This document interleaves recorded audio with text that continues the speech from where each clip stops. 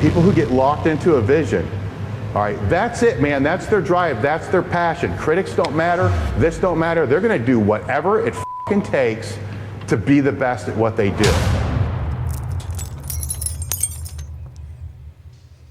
And we are back again with another edition of Table Talk. So here we go. How's that? Better intro? It's a great intro. Gotta keep working on the intro. Each time it gets better and shorter. It's generally how life works, right? Hopefully. Yep. I don't know. So today we have Joe Sullivan, which Joe's been on before, and Janis Finkelman. And we blasted out some questions to you guys to see what you want to know, what you want to have answered. So I think we just start with that, unless you guys have anything that you want to fight about. We'll get there, I'm sure. Oh, God, yeah. I think we should start with that. Okay, well, let then me pick a topic and go from there because, see, guys, what you don't know is they both train in the gym the same time that I'm in here. So they have some interesting debates. Yep. Dialogue. It's not really debates, and they're not really fighting. Interesting conversations. Basically, just wait for Janis to get done talking, and then I'm allowed to speak. And you never know when that's going to end. So it's very interesting. So what was the last one? Oh, well, like her biggest opposition of like coming on here today was the fact that she is like sitting at like, it's like a horizontal or not a horizontal camera angle, but it's from the side, and she's like, oh my God, I look so fat. And I keep saying that she's undersized, and I know like everybody's like, I run the risk of getting like, Joe's judging a woman's body and like blah, blah, blah. But I'm talking about like physical performance, because she complains about how she's not where she wants to be in terms of strength development and what she needs to do, and she needs to fill out the 148 weight class, and she's trying to do that. And yes, she's the heaviest she's ever been, and I'm very proud of her for this. But she keeps complaining about being like, oh my God, I'm so fat. And it's like, even when you have like tangible evidence of like her bench getting better, because she's like, wow, that felt really locked in, or her squat getting better, like being able to walk into the gym and hit 275 whenever the fuck she wants to, and like all this good evidence, it's still just completely overshadowed by the fact that it's like, oh my God, I feel so fat. Oh my God, I look so fat. Oh, I'm going to look so horrible during this. Yada, yada, yada, yada, yada. And yeah, so that's what I was trying to diffuse. But during that whole dialogue, you still kind of said that she was fat. I'm not saying that she's fat. I think she looks fantastic, but she is undersized. And if she wants to be a good power lifter, sometimes we have to accept the fact that we are not exactly going to stay comfortable with where our body composition is, and basically just get okay with getting bigger than you normally are, or would be, or normally have been. Because it's like, and that's like the whole thing. I thought I wrote like half a post, but then I didn't, because I just didn't want to start anything that day. But it's the whole idea of somebody like being fat, and I like the stupid memes or the motivational bullshit or whatever it is, where it's like, you have fat, you're not fat. But it's also, you could sort of extrapolate that to being like, you have strength, you're not strong. You know, it's just sort of something that you acquire, but you can't let it define you, or you can't let only like one iteration of it define you. Whereas like, because I have fat, I'm the lightest I've been in a long time, but I still have fat. I'm not like stage lean. But there was a period, like you remember when I was training for my last meet, I was all 265 pounds at 5'6", like eating everything that I possibly could and walking around like drowning in my own neck. But that's... Well, wasn't Fat Albert defined though as being fat? Well, that cartoon was like in the 60s. Here's the other question. If she's not comfortable with the way that she looks from the side, and I've heard she's not comfortable from the way she looks from the front. All of them.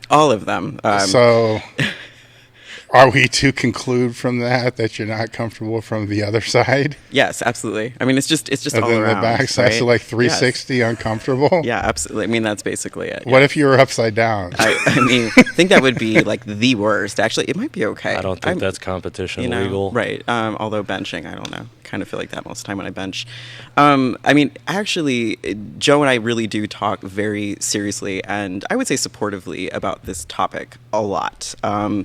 I mean, I just want to preface this by saying that when I started this sport, I weighed 112 pounds. And so I weigh 150 something right now. And it's been 7 years. And I've gone up and down weight classes. And anybody who does know something about me has an idea of this story. This isn't new. And it's actually something I talk about a lot. So, and obviously I talk about it a lot in the gym. And what I'm trying to do is basically move up a weight class successfully right now. And I'm also trying to navigate just long entrenched ideas that are not pleasant for me to think about, like, oh, I'm putting on weight, I'm adding mass, I don't know if I feel so good about this. Just basically stuff that Joe, when he mimicked me before, I do say those kinds of things, but then what I do also try to do is I go online or I write wherever and I'm like, hey, no, this can be a positive. This is for the sport. This is in support of your activities. So we have a lot of debates in the gym about like how to navigate weight class stuff, because there's a lot, and we talk about specific people and we're like, yeah, this person's doing this and like, why are they doing this? Oh my God, just put on weight. It sounds like that a lot, actually. And then of course I get kind of hypocritical sometimes because I'll say that I need to do that and then I'll be like, I don't want to do this. I don't want to do this. So this is actually a repeating theme in our debates. It never ends. Yeah. But that's like that probably popped or whatever. But we like, it's just sort of realizing that like that is a constant battle, and it's just something that you continually need to work on because it's your own body image. Like, I mean, I struggle with it. I don't know what I'm getting signaled, but I'm getting signaled something. It's something that we continually work with because like not a lot of people know that, or a lot of people do, but it's just, it needs to be reminded sometimes. I was like the epitome of childhood obesity when I first started playing sports. I was 280 pounds, and like during the formative years, like I got bullied. So it was just kind of a thing that I continually had to work on. So it's like Janis, you have to work through it yourself, and it's a constant ongoing battle because like your past has basically defined a huge portion of your life, and that's never going to leave you. It's just something that you work through. And yes, I get frustrated with it sometimes because it is frustrating, but it's just if anybody who's watching this sort of needs to take to heart that if you are fully intent on becoming the best athlete or the best powerlifter or the best whatever that you are trying to be, there are going to be periods where you need to get uncomfortable, and that may be incredibly unbearable in moments, but it's just something that it's a necessity, because I know like I would have loved to just stay at 220 forever and just keep getting strong infinitely into the end, like into the remainder of my powerlifting career, but it's like that's not how this works. You like, yes, you can get a lot of neuromuscular adaptation, like make your form more optimal, just fix your training, whatever, but a lot of the times it's like, how do you get your bench to go up? Gain some fucking weight, and it's like, well, I have these long arms, and it's like, you want to know what fixes long arms? It's putting mass on your chest, and that means gaining some fucking weight. It's a game of leverages. Powerlifting isn't complicated. It's just leverages and not quitting. Yeah, I was always taught, if you're taking the sport serious, because we got to keep in mind there's recreational powerlifters too. So there's two different types of powerlifters now that we're talking about. So one type, this is a completely irrelevant conversation to where they should just be happy with who they are, and what they're doing. The competitive powerlifter, I was always told, you keep gaining weight until your total just will not go up anymore. So It could be 300 pounds, it could be 240 pounds, but you get to a point where your total's just stuck.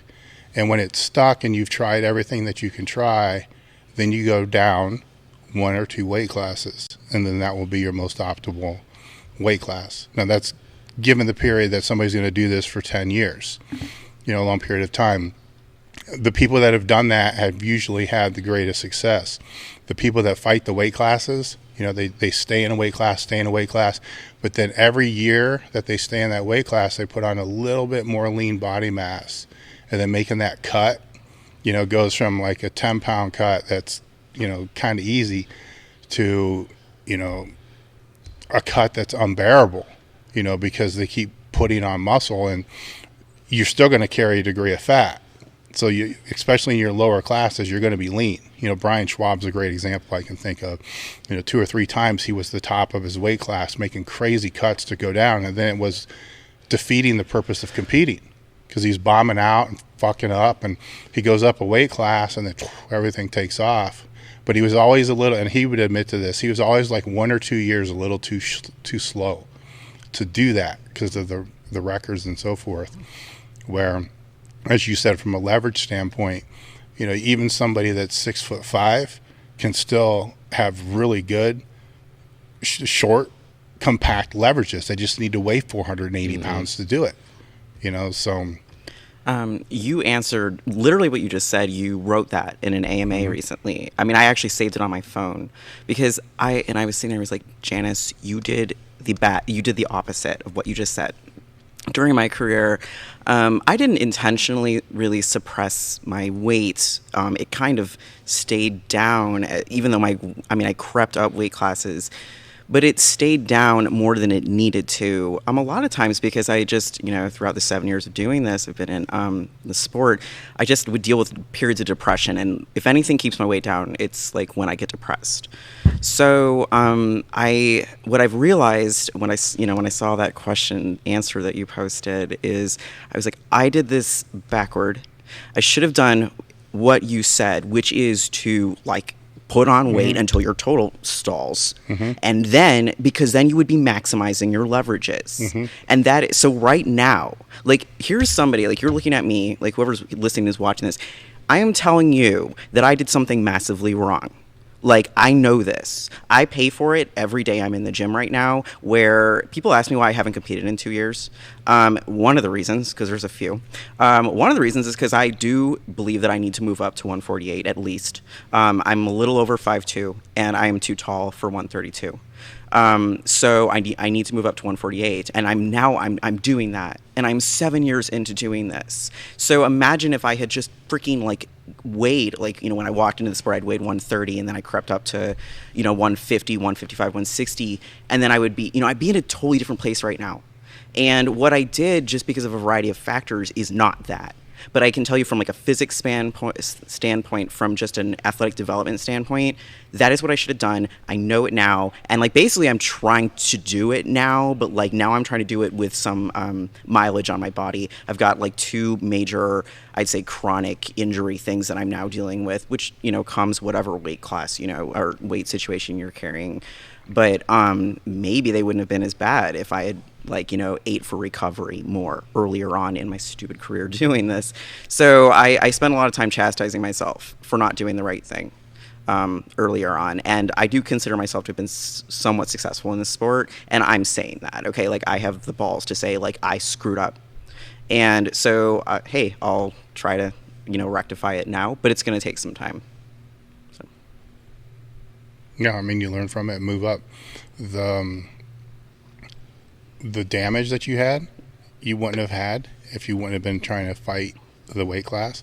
The other thing I think people miss when you're trying to stay in certain weight classes, when you're not doing it for world record reasons, is you're very slowly over a period of time, you're going to start hitting nutritional deficiencies because your calories are going to become lower and lower and lower for you to be able to maintain that weight class, because you're going to have to stay in a calorie deficit because you're training with weights, which is an anabolic thing.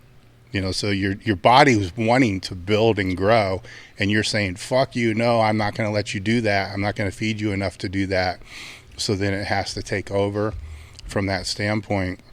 And then there's the mental standpoint of moving up weight classes, which isn't just associated with your history, with anorexia and so forth. It's also associated with, holy fuck, everybody's so much stronger at that weight class that's up. Right. It's like 200-pound difference or whatever it is. It's like, shit, they're way stronger than me.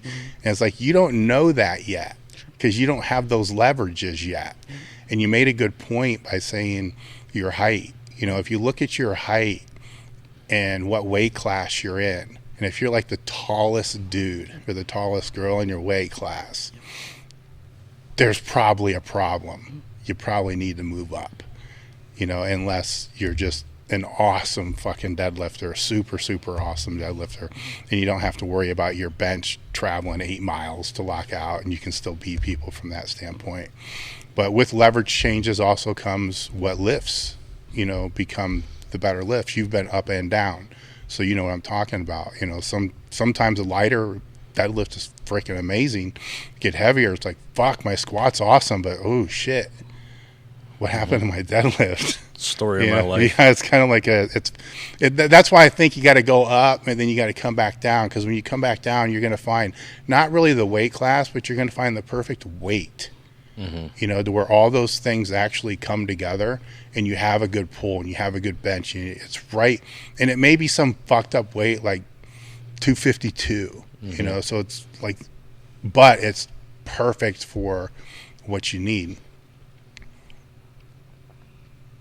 So that was that. So yeah, and it's just in addition to the way you did things. I mean, there was a period of time where I fought, because if you go back and look at all of my results on open powerlifting, there's a period of like 3 years where I hit a big 198 total, where I actually weighed 198. I walked into the meet at like 192 or whatever it was. And I hit a 1725 total in sleeves, which is like nothing these days, but back then I thought I was hot shit. And then for 2 years or 3 years or whatever it was after that, I hit a 1700 total, a 1700 total, a 1670 total, and then like a 1650 total, and it was like, fuck, what's going on? And I just kept trying to force myself to stay in that weight class, and I was underfed, wasn't able to train as hard as I wanted to because I was underfed. I couldn't recover. And then you see when and this is tangible stuff on open powerlifting, you go in and see I move up to 220 and I hit a 300-pound total PR. And then my next meet is a 100-pound total PR, because I just let my body accommodate to the muscle that it wanted. Because it's like what that post you made, or whoever made, one of you guys at the like with the Elite Instagram, it's like how can you revitalize your body to actually build muscle? It's get as lean as you ever thought you could, because if you diet down and get shredded or get way leaner than you've ever thought possible, your body is kind of in a state where it's like, we want fucking nutrients. Like, what are you doing? Like, stop doing this. And then when you go back into eating in a surplus, it's like your muscles just like suck everything up. And it's an insane rebound. Yeah. Insane. Yeah. Like look at, for instance, this past year when I dieted down trying to get to 198 and then went back and ended up not making it and like fucking myself up in the process. I don't regret doing that. Like, I wanted to try, and I did, but then go after that, like 6 months or like 8 months after that, and it was after breakfast, so after like probably a half a gallon of water and like a million pancakes or whatever it was, but I weighed myself in here and it was 268, and I still had abs. It was just this insane rebound, insane amount of glycogen I was holding on to, and like if you diet hard enough, your body wants to get you out of it, and if you keep training hard and keep training with that goal in mind, it's crazy what can happen. Yeah, I think the takeaway from this subject is to quit taking selfies and start taking pictures of the weight on the bar, and then you use that as your guide. Mm-hmm. You see what I'm saying? Like back when there used to be mirrors in gyms all the time. The people that I would train with would say, never look at yourself in the mirror, look at the plate on the bar. because that's what matters. It doesn't matter the person in the mirror. You know what I'm saying? So it doesn't matter what you look like. You just need to move the fucking weight. I mean, sorry. Yeah. I will say that, like, I'm going to admit this, and I'm embarrassed to admit this because I never told anybody this, but what I do right now to make myself feel better sometimes, quote unquote, about, where I'm at with trying to, uncomfortably move up a weight class is I go on my stupid Instagram, because that's where I log all my training. I mean, that's originally why I got on there. And I look at my lifting, and that's it. Like, I look at it and then I feel better about like what I'm doing and I believe in it, and then I just go on. Like, literally, so that's a way that Instagram can be a useful and positive tool in somebody's life rather than the scourge that social media is.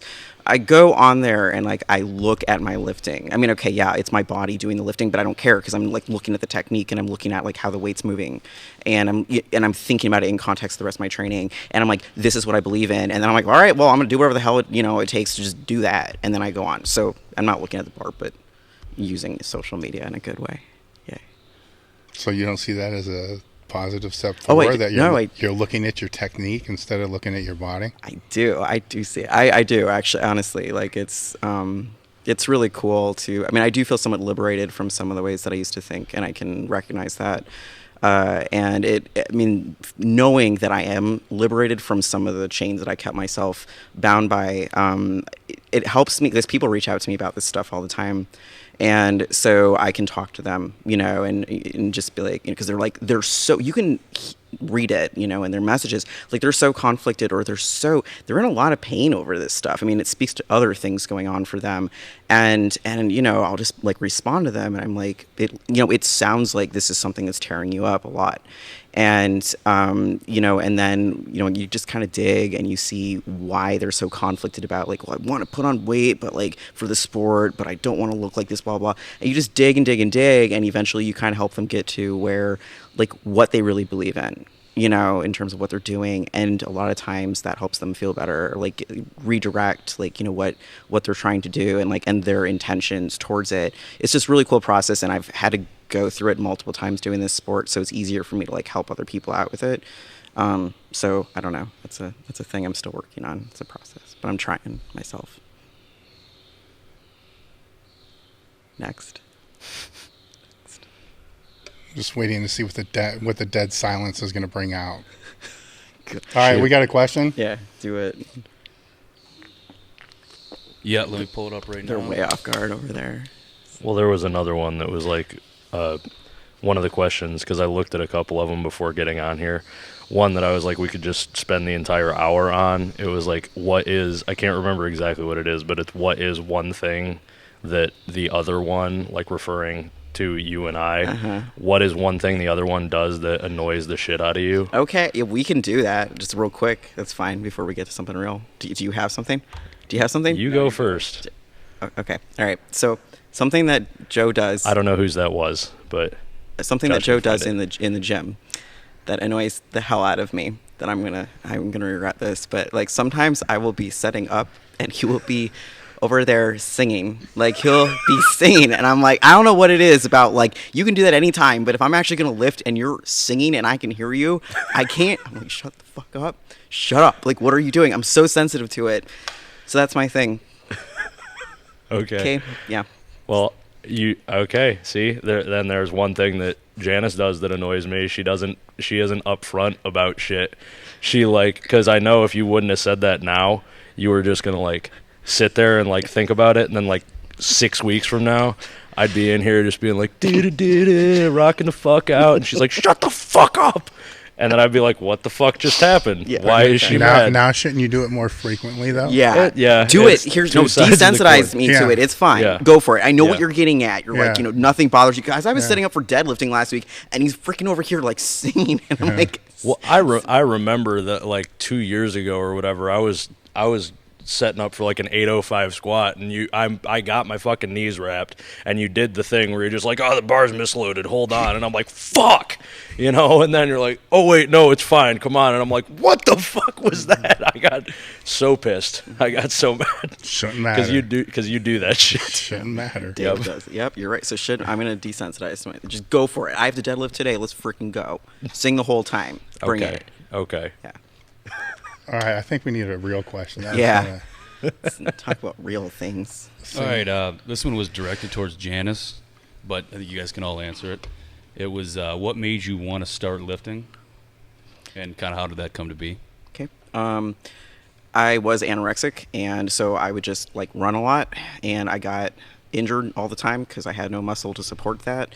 And so my the boyfriend I had way back then was like, well, you should try lifting. He was right. He was like, you should try lifting, to support your joints while you're, trying to run or whatever his, logic was there. And I'm like, okay. And then I tried it and I really liked it. So that's why I started to do it. And I dumped him or whatever the hell happened there. And then I just like kept going. Was that powerlifting or was that just weight training? It was just strength. Oh, Are you asking me or Janis? I was asking Janis, Oh, I apologize. but whatever.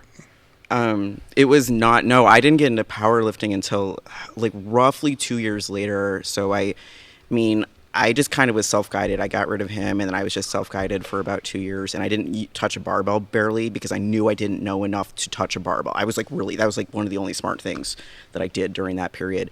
So I just did little stupid accessory things basically. But yeah, so not powerlifting until I met my ex-husband. So my question would be, why powerlifting then? Because of him? Because you wanted to spend more time with him, or was it something that you were actually drawn to? Okay, so this is actually getting at another question I think on there, but like he was like, hey, you'd be a good deadlifter because he looked at my leverages, and so he's like, okay, we're gonna try deadlifting, and I'd never done it before. And so he kind of instructed me a little bit. And I weighed, like I said, I weighed like 112 when I started. Okay. And the first time I deadlifted 225. And there's video of it out there. It is out there and you can find it. And it is horrifying. I stiff leg it basically. And so what I felt during that it was just a single. What I felt was like basically its intensity, right? And I had never felt that before physically. And I was like, you kind of shake a little bit, and it's in the video, you can see it. And I was like, what the fuck? Like, that was so cool. I want to do that. Like, the only thing I ever cared about when I started lifting was getting stronger, okay? It, like, wasn't about how I looked. I just was like, I always wanted my numbers to go up on, like, pull-ups or, like, stupid little shoulder press with dumbbells. I'm like, I want to get more reps. I want to get that, like, heavier dumbbell situation going. So that was, like, I'm like, whatever that was, I've never felt that before, and I want to freaking do that. And that's what got me hooked on it. I just wanted to feel that. So, okay, next. So one deadlift. Yeah, and it's on video, and I'm so glad it's on video. And the strain behind it. Yeah. That could circle back to your point of taking photos of the weight on the bar and not selfies, couldn't it? Yeah, it was just accomplishment, when you strain and do shit like that. Mm-hmm. It's, a lot of people will get associated to the sport because of friends or, boyfriends, girlfriends, and all that kind of stuff. And I think they end up training together for a while just to kind of be with them. Then they'll do a meet and they never have that experience like you're talking about, where that's why I asked, because if you have that experience, then it's kind of like, I call it the meathead eyes. You get like the meathead eyes where you can tell a real meathead just by looking in their eyes. It's not a bad thing. It's actually kind of a good thing, but it's the people that have had that experience, where it's like, yeah, this is what I'm going to fucking do until I die. And it sticks with you, and I don't know how to explain it. I think you did a pretty good job of it though, of trying to explain it to somebody who hasn't experienced it. Now a bunch of people are going to go in the gym and load up the bar and try to fucking deadlift as heavy as they can with a cat looking like a cat stretching. But as long as they strain and don't hurt themselves and they get hooked to the sport, that's all good. Right. What we got next on the list? All right, 1 second here. How does training at a place like Elite FTS compare to when you trained at Madtown Fitness? Don't hold back on thoughts, please. This is for me again. So sorry, guys. Jesus. Well, I liked Madtown. I mean, like, legitimately. Don't worry. If I don't like a place, I'll tell you, and maybe I shouldn't. But I was there for like a minute before actually moving here. So Madtown was really cool. It was a commercial gym in part. It's like a chain of gyms. So sometimes, I would look up from whatever I was doing, and there'd be like some dudes watching me across the room or something. I'd be like, oh God, okay. And so that was kind of annoying, and I don't like that, but it's fine, whatever. And, it's just very different here because this is not a public gym. So you just kind of come in here and like nobody's in here, or like 2 people are in here, and then you train and then you leave. They're both good in their own way. I don't know, like unless it's a really, really bad situation, I like to like train anywhere. Like I like different environments. They all kind of offer different things. So, okay. That would be that. Yeah, I don't. All right. Is the future of powerlifting bright to all 3 of you guys? That was from Dylan Griggs. I saw that question. Yes, it is. If he sticks with it and doesn't do any stupid shit, and gets his back stronger because it's weak. But I think it's really bright. I mean, I started in 2007, and honestly, I wasn't really thinking on such a macro level back then, but if I could go back and talk to my little self and be like, this is what you're going to be a part of in the future, I would freak out, because powerlifting is actually like, it's still a niche sport. It's still 1% of 1% of people out there, but it is actually gaining a little bit of traction in regards to the way either meets are conducted in like a professional sense, or the way in which some of the athletes conduct themselves, or realize that they are or can be spokespeople for just whatever their ideals may be, and like them actually, I don't want to say role models, because like professional athletes shouldn't be role models, but like we have voices, and I really think like in our lives, if we have the potential to do good, we also have the obligation to do good. So that's just sort of the way that I look at it. And if more people looked at it in that way, I believe the future of powerlifting is very bright. So I hope it is. I'm going to try to make it so, and I hope Dylan does too. Your turn. Sorry, I'm kind of thinking about your response still. But you know, I think I always am the dark, you know, the antithesis to your light. And Doom and gloom. I mean, okay, like I'm not like, oh yeah, like, you know, this is like nuclear, like apocalyptic landscape kind of situation. But at the same time, you know, I don't know that this sport is ever going to be like some sort of, you know, massive, like successful, you know, enterprise that a bunch of people get into, and it's just like everybody's, you know, it's like this little weird like gangster like no man's land to me, sort of. And it's just another community. Like there's so many sub communities within, you know, like within our culture that I almost don't even, I mean, as long as it exists, it's cool. Like you're gonna have people who are gonna get something out of it. So I'm almost like, I don't even care if its future is bright, because there's always gonna be people who want to freaking move something heavy. And you know, I think it's almost like, well, do you mean the sport in terms of like it as a sport, or do you mean, you know, this just in terms of like an activity, and people go in and sometimes they compete, but sometimes they train together in gyms, and it all kind of becomes the same thing. And like, what really matters the most about it? And is it the sport part? Like, I don't know. Those questions interest me almost more than like what makes it, you know, like what does the future of it look like? I don't even know if we really know how it totally functions yet, or for everybody right yeah now. and that's like a huge part of it. It's just sort of like, how do you define powerlifting itself? Like, is it just training together? Is it competing? Are we talking about like the monetary payouts of big meets? I mean, what if like back in the 90s or the early 2000s, whatever it was, like the Mountaineer Cup was on ESPN for I think like twice or something.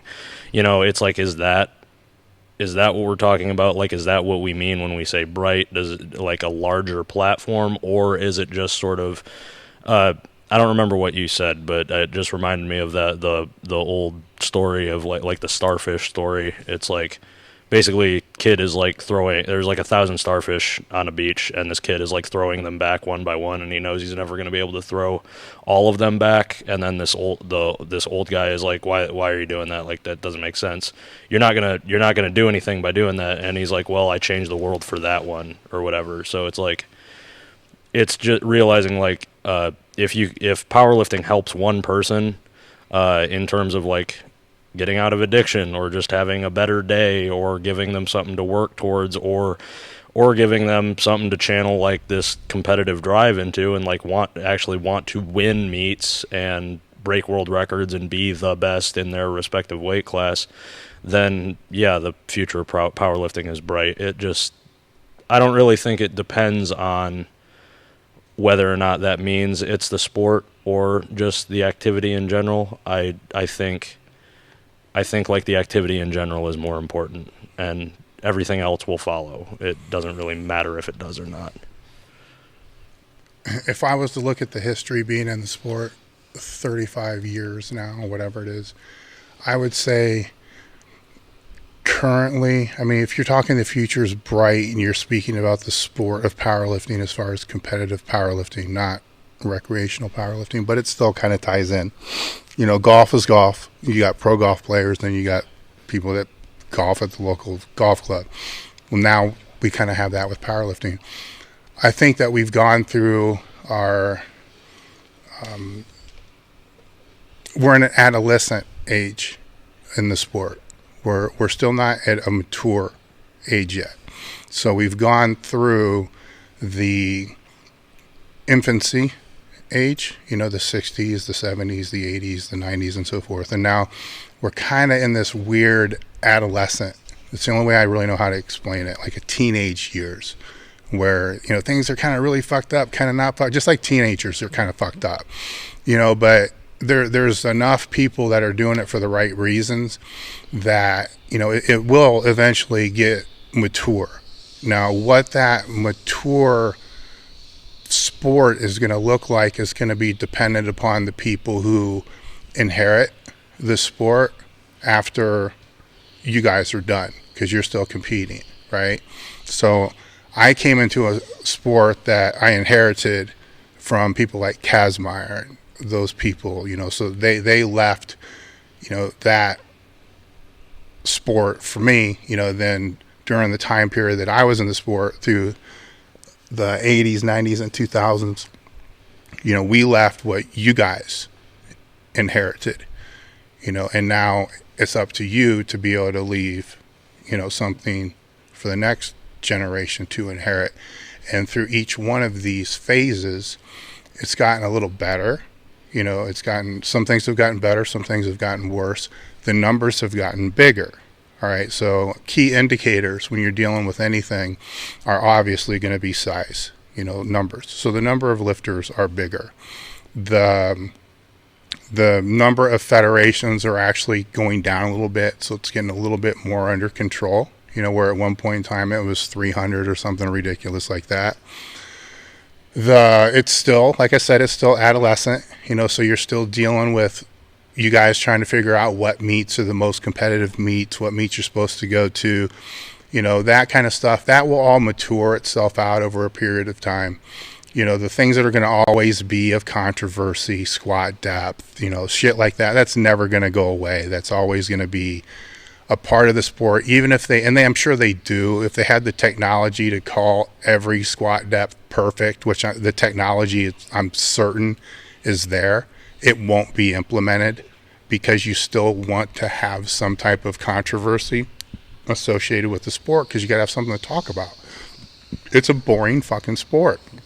So you think about it, without squat depth and, you know, non-locked out benches and world records, what do you really have to talk about? You know, it's kind of fucking boring, but it will get a little bit, you know, more under control. So is the sport bright? You know, I think as long as those who inherit, you know, they're going to take it wherever they want it. I mean, look at what your generation's done. You know, the gear's gone. You know, essentially, I mean, single plies there. And that it could, you know, history could repeat itself. You know, we're already starting to see supported singlets, so we don't know what's going to happen there. You know, I don't know if it's going to get gangster multiply. Being a gangster multiply guy, it's going to be fucked up for me to say this, but I kind of hope it doesn't, because it's too fucking hard, and all the multiply guys are going to hate me for saying this, but it's too fucking hard to implement in the training. You know, so it becomes, you know, a more difficult challenge. And I don't know, if that's what the majority of the lifters are going to want. But I do think that we're going to see, single ply maybe, and 5. When it depends. It depends how long people this. There's so many depends that are associated with this that I know about, because there's so many holes in the bucket. Like, we have a lot of new lifters, more new lifters than we've ever had before, but they're running through the sport within 1 or 2 meets. So look at open powerlifting. There's like 40,000 lifters from last year, where the average used to be like 20,000. All right. But then you go look to some of the most popular powerlifting Instagram pages that are like, girls who powerlift or whatever it's called. And with 200,000 or something like that, there might be 5,000 women who actually compete. So where's the disconnect? Like, why? What are the holes in the bucket that are not keeping people in the sport? Because we start filling those holes, then the sport really starts to grow and becomes bigger from there. So it's hard to say, because you need people to stay. For people to become influencers and changers, and the people that inherit the sport to make changes in the sport, they have to stay to have credibility. Because somebody who's only been in the sport for 3-5 years, they can sit at a table and state their opinion all they want, but it doesn't mean a goddamn thing to people who have been doing this shit for 10 years, 15 years, 20 years. It's like, dude, you don't even know what the fuck you're talking about. But if they stay and they've been around, and then they start saying, here's here. But when it's all said and done, and this is the coolest part, when it's all said and done, you still are being judged on having a bar on your back, sitting down to legal depth, and standing back up.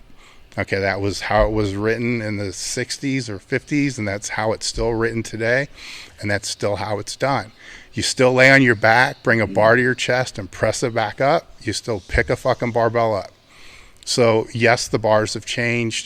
Some of the other things have changed, but you're still doing the same fucking, actually kind of boring but cool activities, which is kind of cool that a sport that involves actually 3, I'm going to say simple tasks, but they're really not if you get into the details.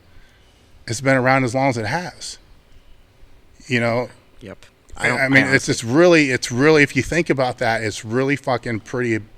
It's pretty amazing that a squat, bench, and a deadlift, a sport built around those 3 lifts, has been around as long and is doing what it's doing. So I don't see I don't see how it can become dark. You know what I'm saying? Mm-hmm. Now, there's always going to be darkness associated with the light. That's just yin yang, pro con. It's always going to be there. There's always going to be that part of the sport, but that's everything. You get that in football, you get that in everything. So I think it's good, The only way it's going to get dark is if it actually gets into the Olympics, which it won't. Straight up. Yeah, true. I would probably tend to agree because the IOC is corrupt and awful. Mm-hmm.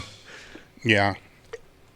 I don't. There's ways to look at that. I mean, it would become less popular. Mm-hmm. And I'll use track and field as an example. I mean, how many people actually go in to watch track and field meets and all this other kind of stuff? And I'm not saying if it wasn't associated with the Olympics, it would be more popular. Mm-hmm. But because it is associated with the Olympics, the only time you see it, the Olympics. Is during the Olympics. But you don't see powerlifting really anywhere except it's live streamed. Every big meet's pretty much live streamed. Now, I don't know shit about track and field, so I could be completely wrong. They could be live streaming their shit too, but I don't know. So I'm not going to sit here and put myself in a position that makes myself look like an idiot. But I mean, just the live streaming of the bigger meets is a huge step forward from that.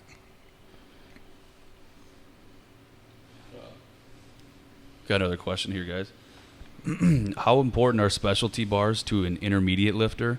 Any specialty bar specifically that you recommend getting first? Curious, as we mostly only have straight bars available. I can answer that easily, but I sell them, so I'll let these guys answer first, and then I'll just circle back because I'm going to have a biased answer. Well, you work here, so the only Very true. I don't think they're necessarily like imperative to your training. You can get stronger with just a barbell. because you can change your stance with, you can do your tempos, you can do, there's about a million variations that you can do without specialty bars. Specialty bars just make them easier, or not easier, but you don't have to think as hard, honestly. So I don't think you absolutely need to, but if you don't go that route, if you don't go the route of getting specialty bars, you just have to sit down and think and use the Friday AMAs or whatever it is and like bounce ideas off of people and be like, what the fuck can I do then? But if you did want to get a specialty bar, I think the two best out there are one, like, not coincidentally, made by two companies that I represent, but the Elite FTS safety squat bar, the yoke bar, just because that will put pounds on your squat and deadlift, like, absolutely.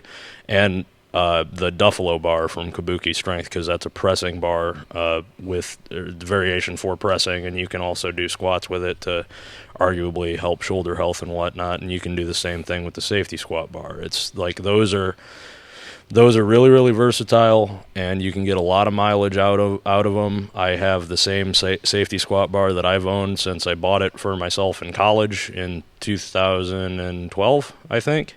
And I've had a Kabuki Duffalo bar since they made one. So those are the two best ones out there. And you can do a bunch of different stuff, because you can do the safety squat bar. You can, whether or not you pull down on the handles or push up on the handles is going to change the force vector, like how gravity affects the weight, like where it's distributed, and it's going to change whether or not, like, what muscles you're hitting. You can do safety squat bar, JM press. You can do good mornings with it. You can do the weirdo front squat, torso squat variation with it. And it's just a lot of bang for your buck. But I don't think they're absolutely mandatory. But if you had to get one, I'd go with those two. I saw this question, and I will speak from experience, actually. I didn't, in the beginning, in the middle of my 7 years of training, I didn't use specialty bars a lot because I did not have access to them. Honestly, I really didn't use them a lot up until, I'd say, the last 2 years, maybe.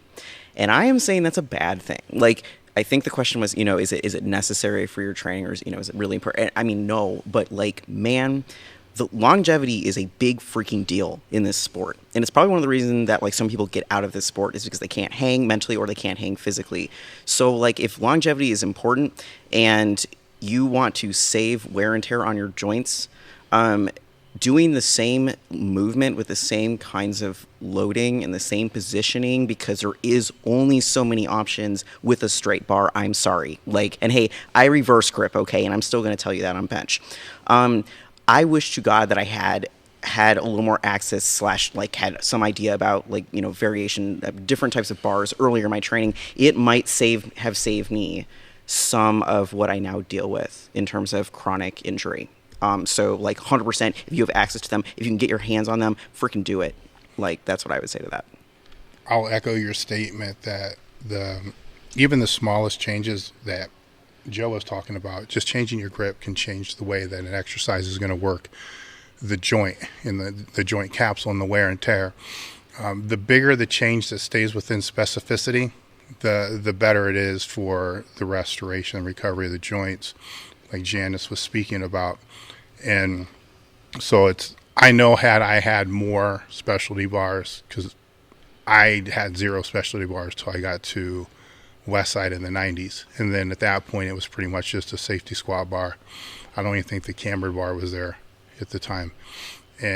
But I know that just hip-wise, having the access to the different, where the center of gravity is with, like, a cambered bar to a safety squat bar to a buffalo bar, would have changed the wear and tear on my hips. It still would have ended up in the same place, just at a little later period of time. The thing with specialty bars is two things. I don't know of anybody that's actually been the first creator of a specialty bar. So I'm not going to say inventor, because everything's always been done before.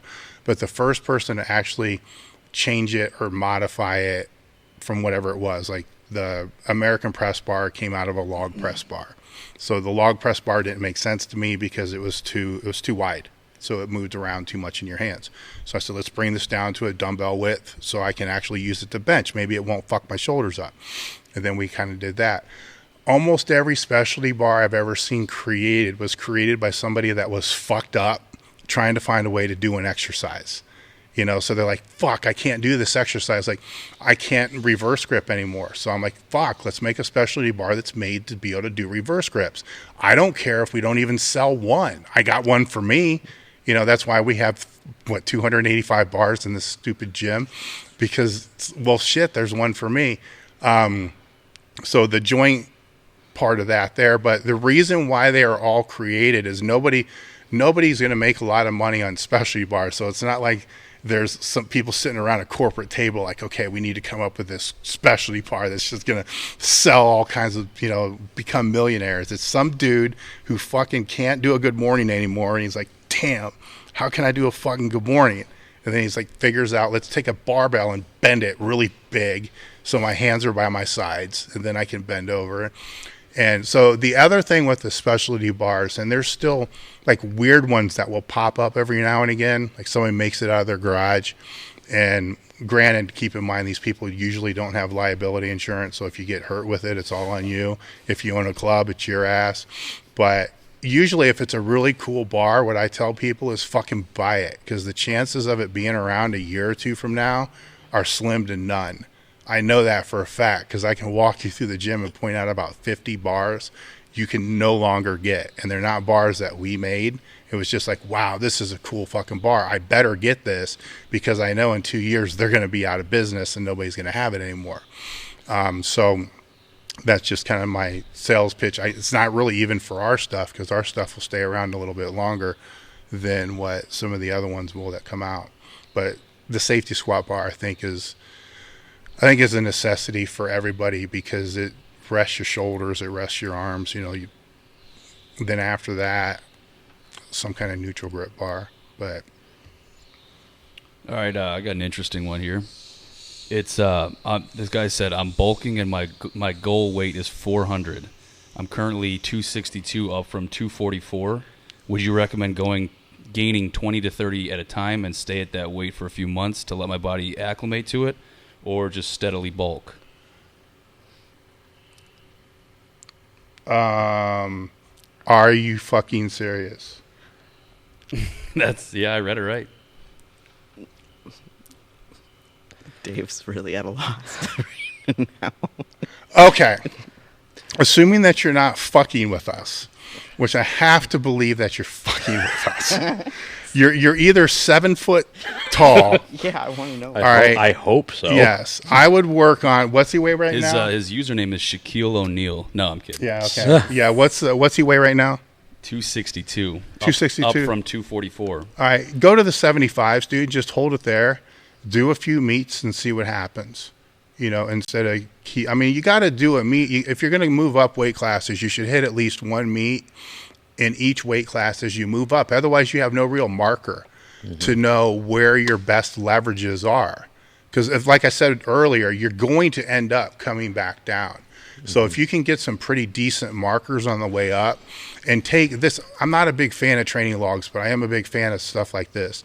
If you're moving up, take really good notes, man, because your deadlift is going to change as your belly gets bigger, and your leverages are going to change, and you're going to forget that shit when you're 275 and then all of a sudden you're 320, because you're going to have a 320 torso, not a 275, and probably already at 262. He started at 220, right? 240. At 240. So he hasn't really noticed a big difference yet, but as he goes up and hits 280, he's going to forget what 240 feels like when he squats, because 280 is going to be like, oh shit, I got like a little basketball in there. And then 320 is going to feel like I got a stability ball in there. But you gotta write the shit down so But that, I'll pass it on to you. But I mean, like, I just have to say, of course you want to do it steadily. Otherwise, you're going to look like a big pile of shit, and you're not actually going to be strong. Well, blood pressure too. Yeah, and you'll fucking die. But like, it's like, do it steadily. Do what Dave said, because you're gonna get to, like, as a guy that has I've, over the course of my, like, training career, I've went from 282 to 169 to 268 as, like, my highest train weight. So it's like like, things will change, and you're gonna hit a point where you're gonna have a hard time continuing to gain weight, and it's not as easy as sometimes, like, just, oh, I gotta add 500 calories here. It's like, no, because, like, anyone who's bulked for an extended period of time is gonna know that you add those 500 calories, you shit those 500 calories out. Good point. Like, it's not just a complete, like, it's not a straight line of positive correlation. Your body can only handle so much for so long. And you're not just going to be able to go for, like, it's like the whole IFYM, like, well, everything goes by the book, so 1 pound a week, and I'm going to do that for 52 weeks and gain 52 pounds. It's like, no, you fucking won't. That's not how this works. Like, yes, law of thermodynamics, okay, cool, but your body has it will be like, no, you're not, this isn't fucking happening, because it's not going to absorb stuff, and you're just going to blow it out. So you're going to have to hang out at a weight for a while and let your body adjust and eat at maintenance, and then come back to it and, like, go through another phase of hard gaining. What's his face? Mike Israetel talks about, like, massing phases and, like, mini cuts. Like, potentially look into that type of shit, because that's a really, really good way to have a sustainable gaining of weight and not turning into a fat slob. And I mean, you might want to be he might be like 7 feet tall and a strongman competitor, but I don't know. Like, even then, you have to be careful with how fast you do it. Otherwise, like, you're gonna have a period where, like, your squat's gonna go up and nothing else is going to. Yeah. On the other side of this coin, though, and you kind of touched on it a little bit, is there's going to come a point where the shit isn't easy. You know, for me, it was like 285, man. It's fucking terrible, and you're gonna run into it. We're gonna be fucking shoving snowballs and Snickers and everything down your throat. You know, you're still not gonna gain weight. You get to a point where your body just resists, and it doesn't matter how much. I can't count the number of nights I sat on my bed in a quadruped position, just wishing to God my stomach would just get bigger and expand and just rest against the pillow, because it just killed so bad from eating. And I had 2 more meals left. And it's like, Jesus, this is terrible. And what I do know now, but see, when you're doing meets, you don't have time for shit like this. What I do now, what I would have done going back, had I had the time, is to actually do a micro diet for 4 weeks and then get the rebound off of that to break that sticking point. But when you're 6-8 weeks out from a meet, you got no choice. You just got to force feed. And so you're with this guy, he's assuming it's going to be an easy climb to 400 pounds, which that's not necessarily the case, even though we have the highest obesity rate in the world, and people just end up being super, super obese for no reason whatsoever. But he's training, so it's not going to be as easy as he thinks. I think that these points that you're talking about, these hangout points that we're talking about, they're going to occur naturally. And then during that time period, he can just let his calories come down, and he'll probably still hold the weight. And then micro cut for, it's probably going to be at least 4 weeks. And then try to rebound back off of that. But it's going to be a process. It's going to take it ain't fucking easy. It's harder to gain weight than it is to lose weight.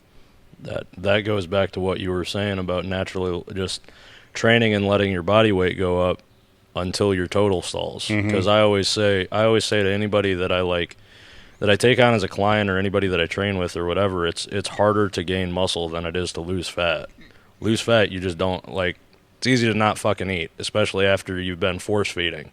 You know, doing like a mini cut of 4 weeks, shedding some water weight, shedding some, like, just glycogen, and just trimming up your waist a little bit, and then you're like, wow, I actually feel a lot fucking better.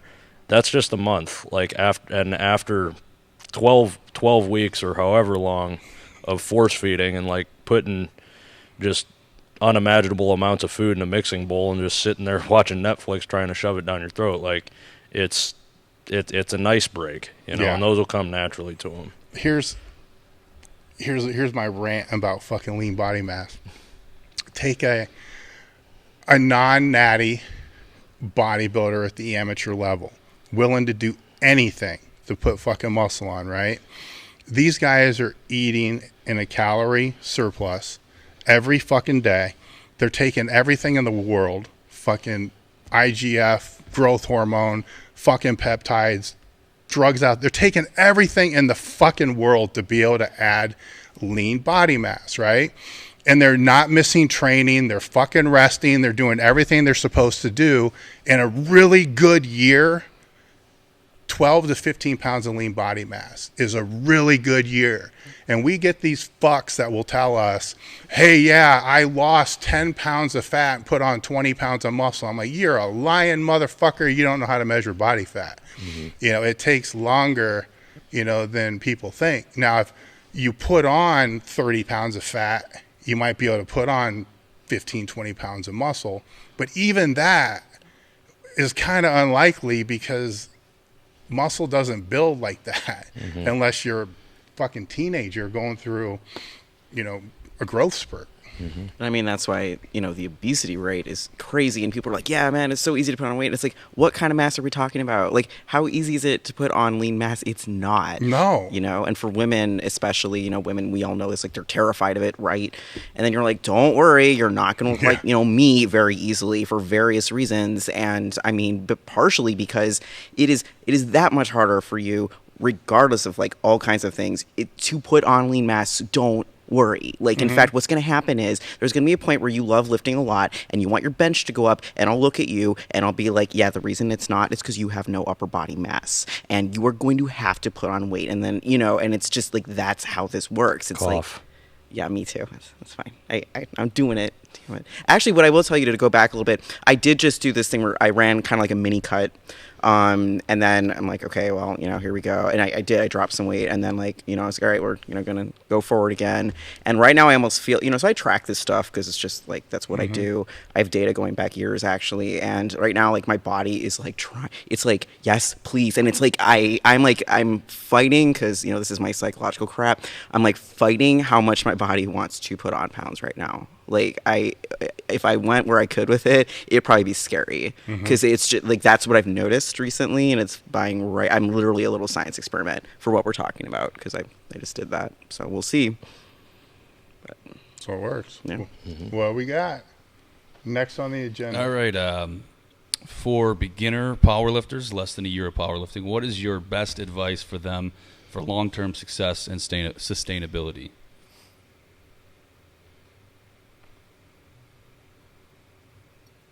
Don't quit. Yeah, just keep showing up.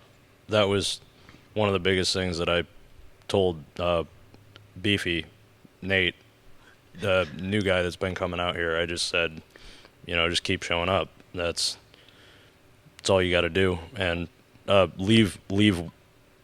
Yeah, no, I'm not even going to say that. Never mind. End it there. Well, you know what? I'll take it a little bit further because Open Powerlifting is doing such a good job. It seems like I'm pimping them out all the time. But openpowerlifting.org. Do a meet, you know, just train. I used to tell people just jump in any meet, but I don't want to do that anymore because people then think the sport is the meet, and the meet's actually the worst part of the whole sport. Train for 6 or 8 weeks and do a meet. Don't worry about your numbers. Just do the meet. And then look at where you rank in the open class. Fuck all the subdivisions. Fuck all the other stuff. Look at your gender and look at your weight class and go look at where you fucking rank. And say it's 735. Who cares? That's a number. Next time, do better. You know, try to make top 500. And then the 400. Then the 300. You know, that's, I think, probably the best way to have longevity, because then you always have your eye on the prize. You always have your eye on getting better and moving forward. And it's not always based upon what you're doing in the gym and the numbers in the gym. There's a quantifiable indicator that you can look at to compare to be able to see if you're getting better. and moving up, and you just have to compete a few times a year and just keep bumping it up. And it's, at some point in time, it's going to get hard, but for a while, it should be a pretty easy ride, at least I would think until the 200s. Maybe after the 200s, it might be a little bit harder, to move up, but it should be a pretty easy ride to get there, for a beginner, true beginner, somebody that's not like worked out or done anything before. I just keep thinking about these answers, and All I'm right. just going off. And Oh. so let's do another. Oh, go for it. Yeah, another question. You sure? Yeah. All right. How did Dave and Joe meet? And Dave, what was your first impression of them? And be honest. I don't know if I had one. He was at a seminar. Actually, he was at a couple seminars that I don't even know about. So he may or may not have been in one of my coaching groups. It was Learn to Train seminars that he was going to. But we were, I guess you would say, recruiting team members at the time. And we have different ways that we go about doing that, and different processes and systems that we use. And we're kind of doing it now as well. So it's every time we do it, it's a little bit different. And just on a whim, I threw something out on Instagram, and Instagram was a couple of years ago? When was it? 3 years ago? When did we bring you on? Like 3 years ago. 3 years ago. Threw something out on my Instagram and said, hey man, who do you think we should bring on the team? And it was just overwhelmingly people were saying Joe. I'm like, well, fuck, let's look and see who he is.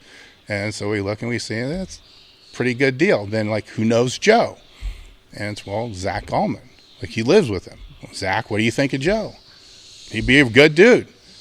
Bring him on. And then we bring him on, and then that's kind of the story of bringing him on, which is, I need to say that's a very fucking rare thing that way, because it's the only time we've ever done it that way.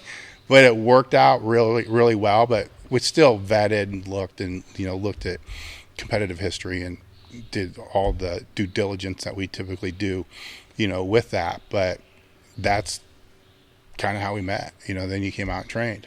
Mm-hmm. And I've got to know him more over the past year or two when coming out here.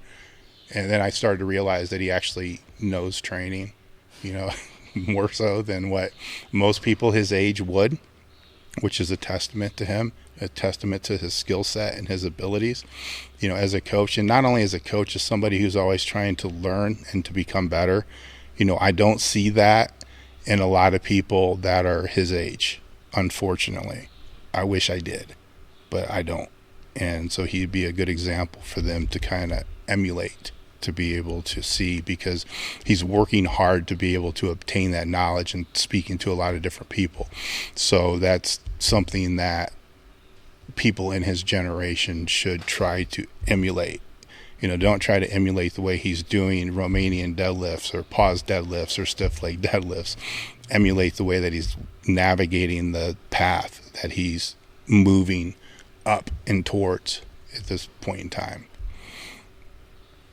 Thank you. But that reminded me of like the whole thing with Chuck, how it's like people love to sort of try to be Chuck and like headbutting the bar and like going like doing like letting the anger out or whatever, going in whatever form of void he did. But then also, like you said in your podcast, I think it was with Kenny, about how Chuck was the first one at the gym and the last one to leave the gym, like just keeping everything in order, just doing the little stuff. And I always say with anybody that I work with, it's the little intricate stuff, the little stuff that you don't think about. Like, because it's doing the little stuff, doing the little intricate stuff for one session isn't going to make any marginal difference in the result of your training. But doing the little stuff and the intricate stuff and doing that perfect and like giving that level of effort every time for 5 years, that's gonna be the difference between being really, really good at something and being great at something. So yeah, and I wasn't in your group. I was with Dave Kirshen, Marshall Johnson, and Duffin when Duffin was a columnist. Yeah. So yeah, but still, that was awesome. You would be squatting way wider and on a box if you were in my group. Probably. probably. I still out squatted that was back Yeah. when I was doing like high bar Yeah. and I had long hair. It was weird. We'll find the pictures. Oh god, it's so bad. All right. Do you remember the color of the shirts? You guys had red on. Okay. Yeah. That means we can find the pictures Yeah, easier I now. know. The one I'm thinking, Tons of it's the files. first powerlifting experience. Yeah. All right. What was the moment you realized that powerlifting was going to be your sport? Whoever wants to go I first. think Janis already answered that. So, Joe. I don't know. I haven't thought about that one. It would have to be. Man, that's a hard one because I started powerlifting freshman year of high school, or like the summer before freshman year of high school, because my high school had a powerlifting club. I was fortunate. I started in single ply as like a short fat kid with no muscle, but that wasn't so much when I knew it was going to be my sport, because like at that period of time I would train seriously, but it was like I'd be training seriously for football or training seriously for wrestling. But then my senior year of high school, I just started, I got a training partner, and we were just, wasn't really powerlifting specific training, but it was just training, and we would go to the local YMCA on Pearson Road and just wander in there and be moving heavy weight. And that was back in like 2011, when the biggest exchange of information happening was like bodybuilding.com forums, and we would both just be on there learning, if that's what you could call it, or just talking about stuff and sort of just observing like what people were talking about. And I never really wanted to do the bodybuilding thing, and I knew I had competed in powerlifting and I had experience with it, and I was just like, well, I liked it. I think that would be cool. And then when I went to college, as soon as I got down there, I went to a school where I didn't know anybody. I had only toured it once, and like nobody from my graduating class was going to be there, because I was like bullied as a kid, and I was very socially awkward and just not like how I am now. So I went down there, and as soon as I went down there, I was like, need to be out of my comfort zone. I'm going to do this. Sign up for a meet. And I signed up for a meet, and I trained for it. And I think I don't even know what I totaled. I totaled like 1,200 or something. But I had a couple of my friends there from college after I, again, forced myself to go outside my comfort zone. And I had a real good time. And I was like, I'm just going to keep doing this. And sort of like everything else in life, you just get hooked into something and really enjoy getting stronger and doing whatever. And I just haven't stopped, and I don't think I will. If I was to answer that, I would say that, like, it's kind of hard to answer to pinpoint an exact time, because I started when I was really young, like Joe did as well. But my introduction to weight training was powerlifting. So the gym was the only place that I felt accepted and had any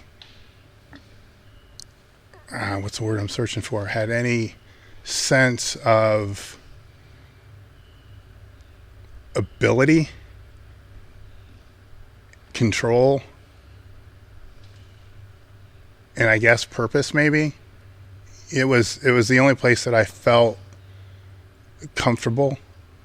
I mean, there's a lot of words that I could throw in there that it just are fitting for it. So it wasn't so much the sport, but it was the gym.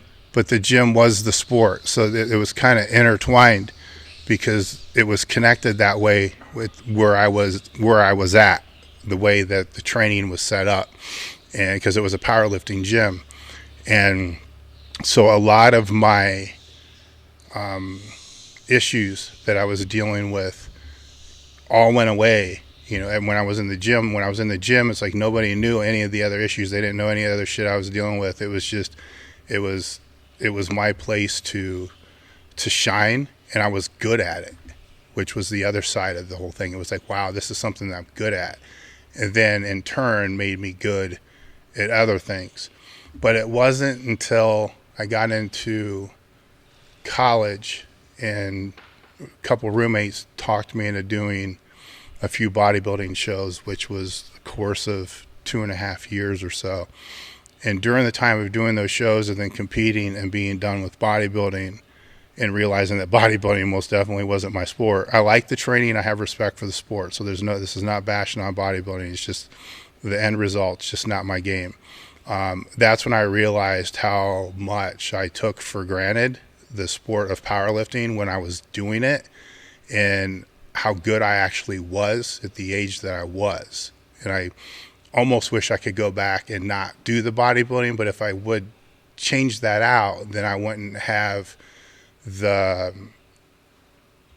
gratitude, you know, that I have for the sport, or the love that I have for the sport. Because at that point in time when that's when I realized powerlifting is a sport that I want to try to do the best I can possibly do. I want to push this shit as hard as I can. And it wasn't like it wasn't my top priority to begin with, because it always was, because I had a love for the gym, but the love for the gym was stronger than the love for the sport by a long shot. When I came back into the sport after bodybuilding, the love for the sport became equal to the love for the gym, and may have actually exceeded it. Because then I started to make smarter decisions with my training. It was like, okay, I need to do this. I need to go to this place. I need to find people who are stronger than me. I need to do, and then everything became calculated on how I can become the best lifter I can become, and kind of led me into Westside. So it was doing those shows, and then after those shows, realizing that I want to push this as far as I can and see what can happen from it. So I kind of had two experiences, I suppose. So one just being in the gym, but, you know, and taking for granted because I didn't know what it really was, because you didn't have any basis of comparison until it was gone. And then you look back like, shit. Then I realized how weak I fucking got bodybuilding and wanted to fucking kill myself. All right. My squat, man, it went from like fucking 800 to 650. Terrible. I went up a weight class. So yeah, bodybuilding's great for fucking strength. Go do it. Best thing ever. Honestly, that's why I've considered doing physique seriously like twice. You know, it's crossed my mind. I'm like, I could do that because I have some of the development for it. And then I've just been like, what? Oh, God. Like, because I've had people tell me, they're like, yeah, you won't be able to squat 135 for a minute. I mean, it'll feel like death. You know, this is right when you're show. And I'm over here just like, I don't care how transient that is or like how temporary. That sounds like shit. And like, I've just never been able to get myself to like pursue it. I'm going to have to be injured before. Yeah, I think one show wouldn't be a problem. Mine was 3 years of really no squatting, no benching, no deadlifting. So you kind of forget the lifts. You forget how to stabilize. You forget how to absorb. I got all my accessory exercises were way higher. So I'm like, oh my God, I'm going to be so strong when I come back. You know, I can incline bench 495 for 6. I can't, you know, I couldn't do that. Anything close to that before. Come back, I can't fucking bench 500 pounds. It's like unbelievable. I did this shit in fucking junior and high school. And anyhow. All right. Let's roll on. This is a long one. I'll read the whole thing. It says, "Hi Dave, I appreciate your diligence with including females in your podcast. It makes it much more relatable and a great source of information. Hi Joe, break any bars in half lately?" I assume no. The bar didn't break though. This is almost. Yeah. It's close. Anyways, this question is for Janis. Considering the physiological differences between males and females, what do you think is the major difference in A, your approach to physical training, and B, your mental attitude when compared to your male counterparts? What is the biggest change you've made in these areas that helped you succeed? Okay. So I figured this was going to come. Do you have something? No, I'm confused with the part of when you are compared to your male counterparts. Well, I mean, I feel like what I'm about to say might address it some. Okay. So, okay, just The first thing I'll say, like the physiological, stuff and like training, like, okay, listen, the biggest difference, I guess you could say, physically, for women and men and like training and stuff is like sometimes women have periods and sometimes I guess it messes with training. Here's my experience with that, because this is not how it is for everybody. But like when I first started training for powerlifting, I never noticed a diff. Like I'd have my period and I just train and like I didn't whatever. And then it was like literally years into my powerlifting career before I realized that like this was supposed to impact women. Like some women just be like, when I have my period, my strength drops by like 20%. And I was like, oh, okay. It just doesn't happen. Like it's just not something that like I'm personally have experienced. So when we talk about women in this sport and that being a factor, do keep in mind that that's not going to be a factor for all women the same.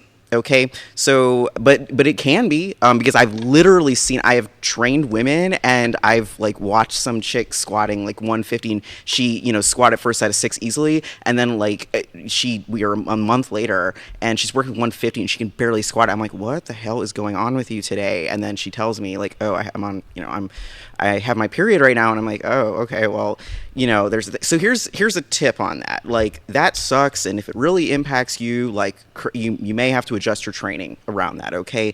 But here's the tip on it. It's because I think women are just like, this is the worst thing in the world. Like this, why do I have to deal with this? And it's like, how many other freaking things in our lives like really impact our training that badly? Because I mean, I've had a lot, like when I'm really depressed or when shit's blowing up in my life, I've gone into the gym and lifts feel that bad. Like there's that kind of hit on my strength or whatever. So just look, I mean, you're always going to face that. Like, just because you're a chick and you have to deal with this thing that your body does sometimes, like, I'm sorry, there's so many things that impact training negatively. Just consider it one of those, and you're literally just going to have to navigate it in your training life. And like, that's the biggest, physically, like that's the biggest difference, like in terms of navigating you could say there's other things, like can women handle repping out things better than men? Maybe sometimes because of blah, blah, blah. And like, there's minute little things where it's like, this might impact training differently. But bottom line, like the way that I've trained and thought about training is not like biological sex dependent. I don't give a shit what, sex I am.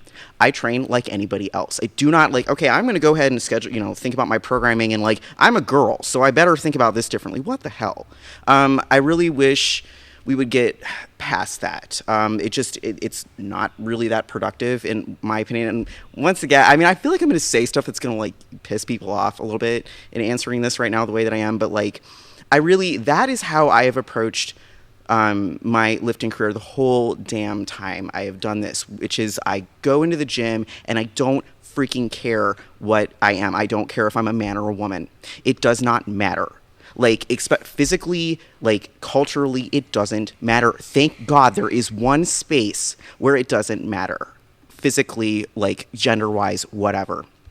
So that brings me to my next point, which is, unfortunately, it still does matter. And that's going to be more on, like, a cultural side of things. The fact that we are sitting here and we are having to talk about the fact that I am a woman, and, like, I'm in the sport. And, okay, what's your experience like in the sport, versus men or like whatever? It speaks to that. Like we're like singling me out or women out, and we're like, oh, what is your experience like? And I'm over here like, I don't know. I'm a human being and I'm doing this. Like I'm gonna deadlift later, and I'm not coming in once again and deadlifting and being like, all right, so I'm a girl and I'm about to deadlift. I literally just do it. And so it always, like my whole time being involved in this, I have really chafed against the idea that like I have to be defined by my, gender. And by the way, there is, as we know, a difference between gender and biological sex, right? So I just, I always try to push that to the back burner as much as I can. Certainly mentally, it's not hard for me to do it. Like, once again, I don't go around all day thinking like I'm a woman, like, so, this is how I'm going to do this activity. Okay, and I don't talk to people like that, but I do find that people talk to me like that a lot, right? And I don't think I'm isolated in feeling like that as a woman. I think we're just so used to it that like when somebody's like, you're doing this activity that's not traditionally like done by women, how do you feel about that? You're just like, well, when we talk about it like this, oh yeah, now I remember that like, people don't do it that much if they're women and okay, but that's kind of where we're at right now in the sport. like with, or I mean, also outside of the sport, in terms of this kind of stuff, in terms of gender considerations, is that we have to have a conversation about like cultural. I'm not even going to get into like biological sex differences, okay? Because just like all I want, and like all I think a lot of women want, I'm not going to speak for everybody, is just to like be encountered as an athlete in a way that is like respected as much as like the same effort that is being put in by men. Okay, so you get athletes, and you're seeing this. I'm not going to tell you that this isn't actually happening, because you're seeing women like Steffi Cohen, Cece, Holcomb, like, you're like amazing athletes who are getting, like Laura Phelps, obviously, like who have gotten a lot of respect and praise. And like every time that happens, I don't care where they competed. I don't care what they did. Obviously, they just did stuff at the top of their sport. It is like, thank God that like people are capable of like, seeing beyond the freaking gender and just being like, you were a good athlete. You went into the gym, did the same shit in training as anybody else did. And like, here, good for you for doing what you did. And like, that's how I want to think about it. That is how I think about it. And then I, navigate the fact that, online, that is, or wherever, that is still not the reality. So did that answer that question? I obviously could soapbox about this for like 5 hours, and I won't. But like, that's my basic, like when we bring up, okay, so as a woman, like where are you at with this? I'm like, well, I don't want to think about it as a woman. I just think about it as a human being doing a lifting thing.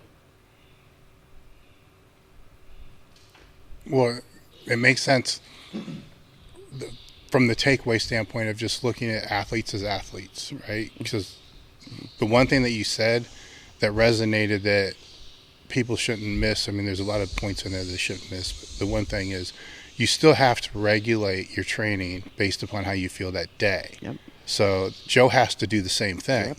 I have to do the same thing. Right. Yep. It makes no difference, what gender or what you are in any way whatsoever. You walk in the gym, you feel like shit. You got to make adjustments. You walk in now. That's the key thing. I don't know how. Like if I was to sit down when I write the programs out, say for Lily or Margaret or all that, and then I got to put in Ted. It's not like, okay, Lily's, it doesn't work like that. It's like her weak points are with the lockout. Ted's is, torn triceps, Margaret's is I'm going based upon weak points and their structure and their lifts and their percentages. And it's not like what's between their legs makes no fucking difference. It's what their weak point is. Now, if that's their weak point, then there's a problem. If they can't fucking keep the shit in their pants and they're getting laid all the time, they end up pulling their fucking groin doing heavy box squats because they're fucking all morning long, then there's a problem, Yeah. Or if they don't have any fucking balls to do anything. Yeah. Yeah. What you got? All right, Joe, this one's for you. What's your next move as far as competition goes? Also, where are you at as far as becoming a firefighter? If you don't want to answer, we can go to something else. But I'll answer the second part first. I am scheduled to take the physical exam on June 11th. There's still absolutely no guarantee that I am going to be hired. It's an ongoing process that takes anywhere from a year to like 3 years. It's a very, very long process. Columbus is very, very selective. They had over 4,000 applicants, I think, and they've cut it down to currently like 600. And I believe they're only hiring 200 people. So it's very selective. Like I passed the written test, I passed the oral assessment mechanism, and now I have to take the physical firefighter mile. If you go on YouTube and type in firefighter mile Columbus, you can actually view everything that I have to do. It's done with no rest in between. I'm sweating by the end of it, but unless I screw up and like knock the tire off the table or screw up on the blind crawl, and you'll know what I'm talking about if you go look it up, I should be able to pass with high marks and whatnot. And then after that, it's the ongoing process of like actually the interview, speaking with the representatives of the fire department and actually getting hired. The earliest I would start The Fire Academy, I believe, is December or January of this upcoming year, and it might not be until next summer or the winter or summer after that. It's a sliding scale, and they pick people off of that scale as they go. So I'm in the process. I'm closer than I was previously, but it's a long process, very selective. And that sort of leads me into the first question, which was like, what are my next moves in terms of competition? I am planning to do Boss of Bosses 6 in Mountain View, California at Dan Green's gym. I would like to do that one just because I've never done Boss of Bosses, and Dan's a friend of mine, and I want to go out and support him and just compete on a big stage and just put up a total out of a monolift, just try to move as much weight as I can. And that's the next plans. I wanted to wait until like next October, November time, but I'm leaning towards doing it a little bit sooner than that because I don't want it to conflict with any of the fire academy or fire department stuff. So, because tentatively, if I do get hired, I'll be starting the academy in December or January, and you're doing PT every day, and I want to have a little bit more of pivot time to focus on that as opposed to just doing a meet in like November and then be expected to run 2 miles every day in December, because that's how I'd die probably. Yeah, that would suck. Yeah. And then just get through the academy, which is 8 months. And then once I start normal shift work, just figure it out from there. All right. In each of your opinions, when should your last heavy day be before a competition? This guy said he's 45 years old, but that doesn't matter. It does matter. Well, yeah. We'll take it to you then. Just like, if the person is 45 years old, they're generally they probably have to be a little bit more mindful in terms of how heavy they are going and their recovery, because I'm assuming if he's 45, he's been training for a little bit longer of time. He may not have been, but even so, your recovery diminishes as you age. So what I would say, like, the closest I would have it would be like the last heavy bench, like 7 to 10 days out. Last heavy squat, 10 to 14, 15 days out, and last heavy deadlift, like anywhere from like 14 to like 21 days out, or even longer than that. Just because, like, and then it's like, what do you define as heavy? Because that could be them maxing out, or it could be them working up to somewhere in between a first and second attempt or a second and third attempt. It's just it goes back to, and I've talked about this before, there's not a whole lot that you can do to make yourself stronger the last 3 weeks of training, but there's a lot of stuff that you can do that'll make yourself weaker. So wait until it's time to go heavy, which is the platform, so don't get antsy and test your weight or test your strength a week out from the meet. There's no sense in doing that.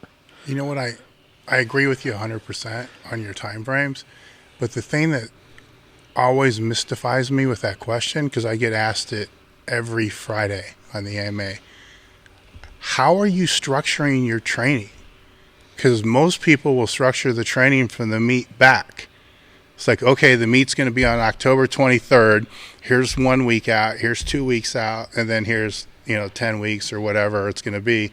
Some people might start 12 weeks out, 16 weeks out, or whatever it's going to be. So I'm very confused, like, how that question comes about. Because are you just like winging it in the gym? And it's like, okay, I'm just doing some shit, and then I'm going to stop doing the shit here and then just go to a meet. So for those people that ask questions like that, go to elitefts.com, go to the articles tab and click on program design, and we have programs as well, but I really think the program design articles are what you need to kind of look into to see what goes into block training or conjugate training or linear training. I don't really care what training program it is, but just to see the sequence and how training flows. Because if you don't have that and you're just trying to figure the shit out at the very end, then mentally you're not ready to be at the very end, if that makes any sense. Go unlock the side door. Okay. Honestly, I don't even have anything to add. There was a lot of questions about, program stuff in when we did the call for questions, and I sometimes reading them, I just think to myself, I'm like, man, we are overcomplicating the hell out of this stuff. I mean, like, we'll ask specific questions that, like, it's like, are you trying to, like, write an entire program yourself for yourself? Like, don't do that. Like, just pick. I mean, in my opinion, like, 90% of lifters out there in this sport are not qualified to do that. Mm-hmm. And actually then 95 shouldn't do it because emotionally they're not capable of handling it. So, like, don't be trying to make that level, of, like, lifting decision for yourself. Just find a freaking program. And actually, it probably doesn't even really matter that much which one. Like, follow it and then see what happens. So I know, and I'm not trying to gloss over stuff, but sometimes when people are just like, okay, I'm gonna, like, take some specific part of a program and I want to know why this is the way it is. It's like, well, just read the philosophy behind the different training systems and program, just approaches. And, like, it's all, I'm an idiot, by the way. I'm an idiot with this stuff. I'm a baby. I've been doing this for 7 years. I'm stupid as hell. I'm whatever he said that you should be considered when you have not done this and you've not been in the sport. I'm going to tell you that right now. So that's why I'm saying what I'm saying, which is what I know I need to do is just to, like, find a program or, like, whatever, and then, believe, like, I feel good about it. I feel good on what it's based on, and then just freaking follow it. And actually, like, see how your body responds to what you do. Like, in a meet prep, like, okay, I hit a heavy deadlift, 3 weeks out, and that was the last time I did, and, like, what happened. And then I did do it 2 weeks out this next time, and, like, some people get away with that. Depends on how they deadlift. Are they pulling sumo or conventional? I mean, in my opinion, that sometimes can actually feed into, like, the level of your body can recover. Like, dude, okay, I mostly have pulled conventional in my career, and that, if I do something crazy heavy, it tanks my system for weeks. I've felt it, and so I have to pull way back on deadlifting earlier, closer to a meet than a lot of people do. And I mean, part of my theory on that is because I'm a conventional bowler, and I think it just takes longer to recover from that. But I don't. So I mean, anyway, I just wanted to add that, like, if you're sitting here and looking at the mountain of information that is out there, and finding some detail about a program, and be like, why is this like this, dude? It's good to ask questions. We want to learn stuff, but, like, if you're trying to, like, pick and choose and then make your own program, please don't do that. So anybody out there doing that, my advice is, like, don't do that. Yeah, and if the part that you left out that you do is you do self-regulate it, mm-hmm. right? So if the program's calling for 4 sets of 3 and you feel it's way too heavy on the first set, you're going to adjust, or you're going to adjust your mind first, and, get my head on my ass, let's see, and then kind of regulate it from there instead of forcing it through. That's basically program design, in its essence. No matter what the program is, it's going to be regulated. It's just the more you know to regulate before the issues happen. What we got? Well, before we go on, I just kind of wanted to, because your piece of advice was, like, if you're trying to pick and play with each program and build one for yourself, your advice was don't do it. My advice is do it. That's the only way you're going to learn, and if you proclaim, and this is one of the things, this goes back to the whole thing, like, what annoys me about you is because you say, like, I'm a baby, I do everything that Dave says that I'm not supposed to, and it's like, well, in order to actually be proficient and get in tune with what you need and what your own body needs and what your training needs, you should be able to get into a position where you can either write your own program or be incredibly proficient at adjusting your program as you go along, and have, like, sort of an advisor, whereas, like, I'll bounce ideas off of Dave or off of Garrett or off of Brandon, because I have a lot of people, but the only way that I've gotten to a position where I'm confident enough to write my own is by fucking up and by like peaking too early, peaking too late, screwing up like a volume block, not giving myself a deload week a week early or a week late, you know. And it's like the only way you can sort of figure that out is to do it. It goes back to, you don't know what's optimal until you try it, you know. And it's what? So couldn't you just argue then that you could also just take a certain program that you've never done before and then run it and then see what happens, and you're gathering the same kind of data? You just didn't make something up. You ran a program. Yeah, like, but doing it in that manner, it gives people a cop out because it's not my program. I didn't do it. Like because even if it's that whole like unconscious incompetence, because it's like you're fucking up and you don't even know it.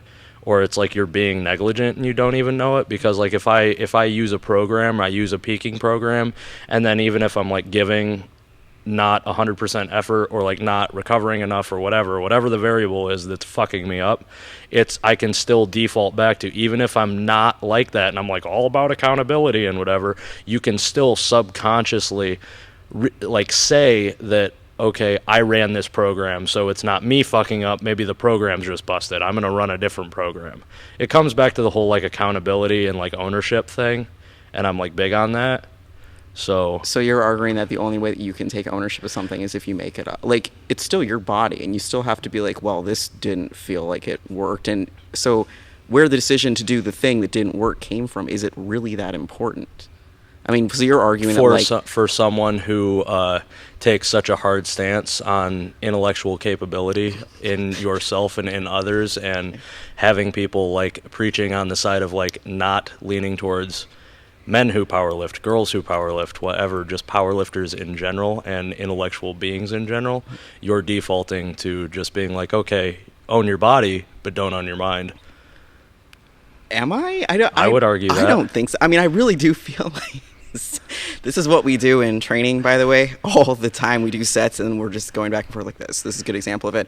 I would like seriously argue that like you could take a program and run it and be like, here's the data that I gathered, but you didn't make up any of, or maybe you did. Like, I mean, you can still, there's room for auto regulation in a lot of programs out there. Like, so I'm not even saying that's not going to happen, and you still do make decisions when you're auto-regulating. So I just feel like we're splitting hairs. No, I know, and it kind of is, but like you can like have this level of discourse in anything, because it's just sort of, well, would you rather be a person that takes complete ownership of the situation or only partial ownership? And in a situation where, like Dave described me as being continually learning and wanting to get better and stuff, and I think a lot of people would do better if they just tried to not limit their knowledge or not get complacent in their knowledge, then I think they should use it to become better coaches, better powerlifters, better whatever. Okay, I mean, I just really feel like what you're saying is that people should like run off and just like do the cherry picking with like different components of programs and make up their own freaking Frankenstein. And then they're going to learn from that. They will learn from that. Absolutely. And like, I hope they keep like all of their limbs intact doing that, by the way, because like the accumulated fatigue or whatever, they might decide. I have 2 torn biceps. I have 1. So like, okay, I just feel like you can learn from either approach. And I don't give people a lot of credit for being able to put I have seen so many people like run their own show, and it's like the most dysfunctional insanity. Like, they don't make any progress. And like, that's the number one thing. If somebody's not making progress, like, you look at their technique and you're like, yeah, this is bad. And then you fix that. But then it's like, what are you doing with your programming? And they're like, well, so what I do is I do 5 sets of 6. And then I just keep doing that for like 8 weeks, and I put on, like linear programming, and it's like, okay, so that might be why. And you're like, okay, why are you doing that? They're like, I just decided to do it. Like, one day, seriously, I've had conversations like this, and I'm like, did you get that from anywhere? They're like, no. And I'm like, so then, like, do you understand maybe like how your body might accommodate, to like what you're doing or not? And they're like, no. And you're like, okay, so like maybe you should try something else. But that puts the onus of learning on them, because if they're not going out of their way to identify like what factors they need to like monitor their training by, whether it's like increasing total tonnage, progressive overload in any general way, that puts the demand to do that on themselves. And if they're not doing that, then yes, of course they're shooting themselves in the foot and they're not doing it correctly. But then that's the whole thing. How do you learn doing that? I didn't know what total tonnage was all the time. But then I would just fuck around in the gym, and I'm like, oh, I got a heavy triple today, and then I'm going to do some back downs. It's like, oh, I'm not getting stronger anymore. And then I start reading, and then I figure stuff out. And I'm like, oh, fuck, this weekly volume actually makes a difference. And like, oh, you can progressively overload in a variety of ways, whether it's bar speed, weight on the bar, reps done, rest time shortened, total sets done, whatever. But that put the demand to learn and adapt on me, and that's my whole thing. Like, people shouldn't be stupid, and that's why just using somebody else's program, it's like learning, but it's still sort of a cop-out. Because it's like, I've used other people's programs before, but then have some pride in what you're doing. It is your body, after all, so... Okay, I mean, like, honestly, we could go for, like, I the know, next 30 minutes. because I'm right. Actually, you're not, because I'm going to interrupt, because while I've enjoyed this discourse, there's one thing that wasn't defined very well. Ooh, okay. And that was the cherry picking. Yeah. Okay. Yeah, so we define our terms. yeah, I mean, if we're talking about somebody that's going to do bodybuilding work for 2 weeks, and then do 2 weeks of conjugate, and then a week of progressive overload, and then go back to bodybuilding, and then do HIIT training. That's like stupid cherry picking. They're picking from like the wrong. They should pick out of the same garden, like combine linear type programs. Pick from those, or if it's conjugate, pick from different conjugate programs to kind of. So it's not a complete, because one way is going to totally equal a complete train wreck. And yeah, they're going to learn from it, but they can do better, what I'm saying, than that. Unless they were to frame them into blocks, which could be a whole different, conversation from that. But the cherry picking could be, I'm going to train like a football player for a week, and then I'm going to, train like a baseball player. And yeah, well, that's where I would go on and say, like, it's cherry picking. It's like selective variability, but with the end goal in mind. Yes. Because it's like, if you're planning to be a power lifter, then do so in a manner in which it would reach that. Whether it's like, if you like conjugate training, yes, then pick and play. If you like block periodization, then pick and play, but that's how I would define it. So I don't know. Okay. It's fine. It's good. Just continue this one at some point here. In training. That's what we do. Yes. Either way, it's still going to boil down to the ability for one to auto-regulate. Mm-hmm. Yes. So even if it's using a set program, say GYM's 5-3-1, you're just going to run with that. Then you're going to learn how to auto-regulate it over a period of 5 years. After a period of 5 years of auto-regulating that, what you're actually doing then is going to probably not really resemble what you started doing. So it's just, I think you guys are speaking about the same thing, where the end is going to be the same result. It's just the way that the learning process for each is going to be different. Yes. That's what I'm seeing there. Anything else they can argue about? Because that was kind of fun. Yeah, we got a serious and deep one here. Oh yeah, that's even better. Let them really My mic go. was off there. I said we got a serious and deep one here. It says, if you were in a gladiator fight to the death and all of the weapons were specialty bars, which one would you choose and why? Put some real thought into this. Does it have to be a specialty bar? That was what was typed. Oh, So yes. God. Because I like. Why? What do you got in mind? I fantasize about beating people to death with the shoulder rock, allegedly. Okay, I don't actually, but I don't actually. Yes, he does. But yes, he does. But it would be very, very useful. God. In either like a rampage or some type of zombie outbreak. I have. The shoulder rock would be fantastic, because you could like beat some serious ass with that. But actual specialty bar.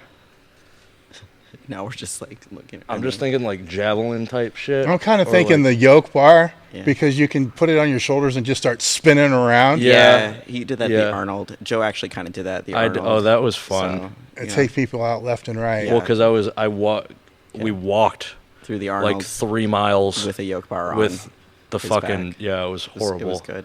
But yeah. I'm really on the cattle prods. I know they're not a specialty bar, but we have cattle prods in here, and I'm terrified of them. And so I don't know. That's my answer because I don't care. We can get those and bring them on. Yeah, God, I'll run away. It's just, so Honestly, I think just the best would be like one of the Meadows curl bars, because it's like handheld, Yeah, and you can just beat the like fucking baseball bat. Yeah, that's what I was thinking, like a dumbbell Yeah, type thing. just crack some fucking skulls. That mace. Well, I guess that's Well, not a that's the specialty shoulder. bar. Yeah, right. Yeah. See, that's why I'm Yeah. thinking the shoulder rock, because you could put like a 25 on and just fuck some people up. Or you could put that muscle mace on with the 3 balls. Yeah. Like attach it to that, swing that around. yeah, actually, Yeah. It'd be a real mace. wow.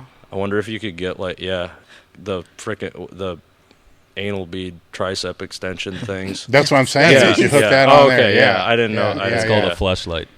Yeah. God. Okay. All right. Any As far as actual lifting questions, this one is, what is your favorite variations of the squat, bench, and deadlift, and why? Whoever wants to start with that.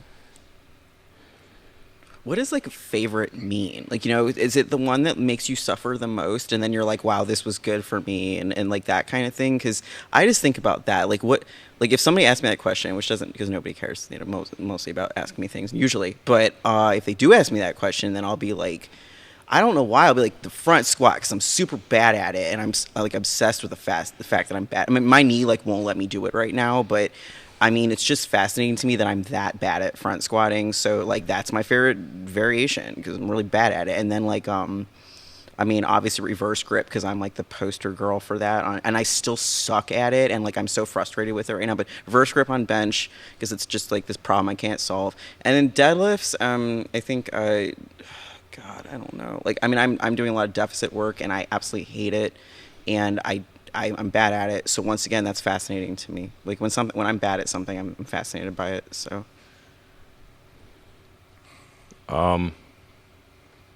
Probably the safety squat bar, just that, because if you get good at the safety squat bar, just normal usage of it, your squat's going to go up, like almost guaranteed, as long as you maintain back strength, like upper back strength, like lat strength, like remaining in like ability to hold position. Probably the safety squat bar. I just love pause squats and tempo squats, like tempo anything. And like real tempo, because I will always give people tempo work, like 3 second down, 3 second eccentric stuff, and then they'll like fucking dive bomb, and I'm like, okay, you get 6 second, and then they'll fucking do a 3 second eccentric, and I'm like, okay, you get like 10 second, and then they'll do a 5 second, and then I figure out that's where they need to be, because people love to cheat. But like tempo stuff, those are great. Bench variation. Honestly, the American press bar, like I haven't like close grip, I haven't really used that so much in the extended period of like my training life, but the past couple of years I've cycled it in more, and it's killer for tricep strength, and it's fun. It's really, really different, or like just like Swiss bar type stuff. And then the deadlift, probably eccentric deadlifts, just because like it's a really like sick feeling, like that feeling of strain. Because I did, and it was with straps, so it doesn't count. But I did a 705 eccentric deadlift for 20 seconds once, and like thought I was gonna die, and it was awesome. It like fucked my training up for like the next 5 days, but it was fun. So yeah. Usually when asked that question, it's the real question being asked is what should that person do Right. for their movement? And in most cases, the person asking has limited equipment. So I'm going to say for the squat, a high bar squat, for the bench press, a close grip bench, and for the deadlift, a deficit pull. Because with each one of those three, we're taking the lift through a longer range of motion. So we're increasing the time under tension a little bit, and we're increasing the straining, and we're increasing the muscle activation a little more than what they would be typically getting otherwise. All right. This could cause some controversy. Joe, in the past videos, you admitted to disregarding Dave's advice about backing off. Just wondered if that has changed, and does Dave get frustrated? I will listen to Dave more, and I like having conversations with him, but I'll still make my own decisions. I don't know. I just sort of thinking about this like a couple of weeks ago. He was making those like what is required to train out here, or whatever the theme of those posts was, and he said something about like people starting to do seminars and then only giving that particular person or something like 3 years left in the gym. And he looked at me and he's like, okay, I'll actually give you 3.5. And I just got pissed off at that. But no, I'll listen to Dave. But I also won't listen to him sometimes. I wouldn't expect him to listen to me all the time either. You know, it's just how it goes. And I don't know if he gets frustrated. I don't know. I don't know why he would get frustrated, but because I mean, I'm sure you've done some dumb shit, right? A little bit. How mad does that make you, Dave? I don't get frustrated at all. No, I didn't think you would. No, I don't get frustrated at all. I mean, it's with any of them. You know, it's some of them I actually do the programming for, but the end goal there with them is for them to be able to program themselves. So that's kind of a different thing. So yeah, I do get frustrated with them sometimes because they don't fucking listen to what I tell them to do. But you know, the others, I don't get frustrated with them because they have to make their own mistakes. And trust me, if there was something that was really fucked up, that was really bad, I wouldn't give them a choice. You know, I would tell them to rack it or stop, or, you know, it wouldn't be a suggestion. It would be, you know, you're going to blow your fucking knee out. It would be it wouldn't be a discussion. It would be, you know, stop, this is fucking dumb. But even if I know that they're doing something that is leading down a road that's kind of stupid, but they're going to learn from it, I'm going to let them go down that road and learn from it, because they're going to learn from it better than if I told them and then they listen and then the end result didn't happen, you know, which could be, you know, a strain, or, you know, a missed lift, or they're overreaching or whatever. Some lifters are a different breed, you know, especially when you're dealing with people that are putting this as a high priority. You can't coach and teach them the same way that you would teach other athletes. You just can't. You know, they have to fuck up on their own, but you need to know how they're going to fuck up before they fuck up. So I'm kind of actually good at that. So if it's going to be something that's going to lead to something really, really bad, then I'm going to stop. You know, I'm going to, like the seminar thing that he was talking about was, it's just so people understand. Years ago, Louis told me when I started doing seminars that if you keep doing these seminars all the time, your lifting is going to be for shit. You're going to have about 3 years left. And it ended up being just about what I had left. You know, so the conversation after, you know, that we had was how to structure the seminars that he's doing. So it's not cutting into the training and the recovery, because you can't be on the road all the time if you're training for a meet, especially the last 10 weeks out. So what I learned towards the back end of all my fuck ups was to do the meet and then do like 8 seminars in a row, because then it didn't matter because the meet was already over. And then not have to worry about the travel and the stress of travel and all the other shit that goes along with that during that time period. So some of those things, you know, I can pass on from things that I've learned, so they don't make the same mistakes, because you can still do the same things and do them better, you know, but, you know, learn from where I fucked up. But at the same time, that other times you just gotta let them fuck up. So I don't get frustrated. Now I've not yet had the experience of having to make a hard decision, you know, one that where they need to not do something and then not do something and then get hurt. So I've not had that experience yet. That would frustrate the fucking shit out of me, because it would frustrate me because I didn't communicate it effectively enough to make it stop, you know, so it didn't happen. So no, other than that, I don't get frustrated. I see stupid shit every week that I think stupid shit. But sometimes it's not. Then I learn from it. It's like, wow, that wasn't stupid shit. I'm going to use it for somebody else. So Any examples of that? pause deadlifts.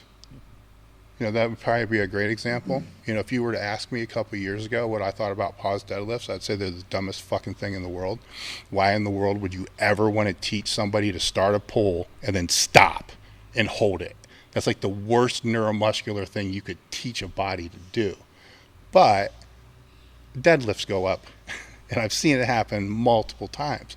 So I've changed my thought process on that to where I actually have people do it now. So just because you've been around this shit for 35 years doesn't mean that you can't learn. It's not even really learning, I suppose, after you've been around it so long. It's you got to start understanding where your biases really lie. And then, is this what I'm seeing with a pause deadlift? Is this my bias towards it not being part of any program that I've ever done before? Or is it something that is what I'm feeling is scientifically based, which it's not, and kind of going from there. So having them, it's actually a good thing because there's people who train multiple periodization styles out here. So I'm able to cherry pick. Look at that shit. Full circle, man. I can watch and see, what's working, what's not working, and kind of fit that into a philosophy of training that I've developed as my own bias, over so many years that I can apply to other people, to help them. But everybody should be working on, if they take the sport seriously and they want to coach in the sport and be in the sport, they all should be working on creating what I would consider their own training philosophy. With that will come bias and understanding what their bias is. The other part of that is understanding that there's people that you're going to be working with that are in the sport that don't want to be coaches in the sport. They just want to lift heavy fucking weights and do the sport and compete.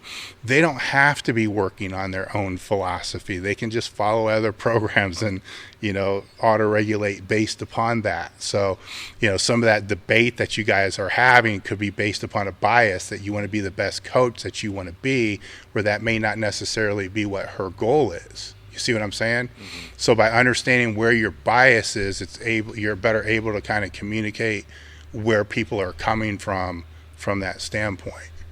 It only took me like 34 years to figure that fucker out. But yeah, the pause deadlift is, and pause squats is the same way. That one's kind of weird because box squats, pause squats, I should have figured that one out long beforehand, but didn't. All right. Joe, have you ever tried single ply, multi-ply gear? I think you said that your first meet was single ply. Yeah, I started in single ply. I was that was me coming in completely untrained, and I'm forever grateful for the powerlifting club that I started with. But we didn't exactly, nobody really knew what they were doing. There was no real structure to anything. It was just linear progression. But yeah, I started in single ply. I don't plan to do it now, but I like squatting in reps a lot because they're cheating and it's fun to move heavy weight. So it's not not outside the realm of possibility. And I've always sort of just thought about single ply benching and trying to take an all-time world record, or just benching something stupid. Because the way I already bench I'm in gear, because I use my lats and my belly so much.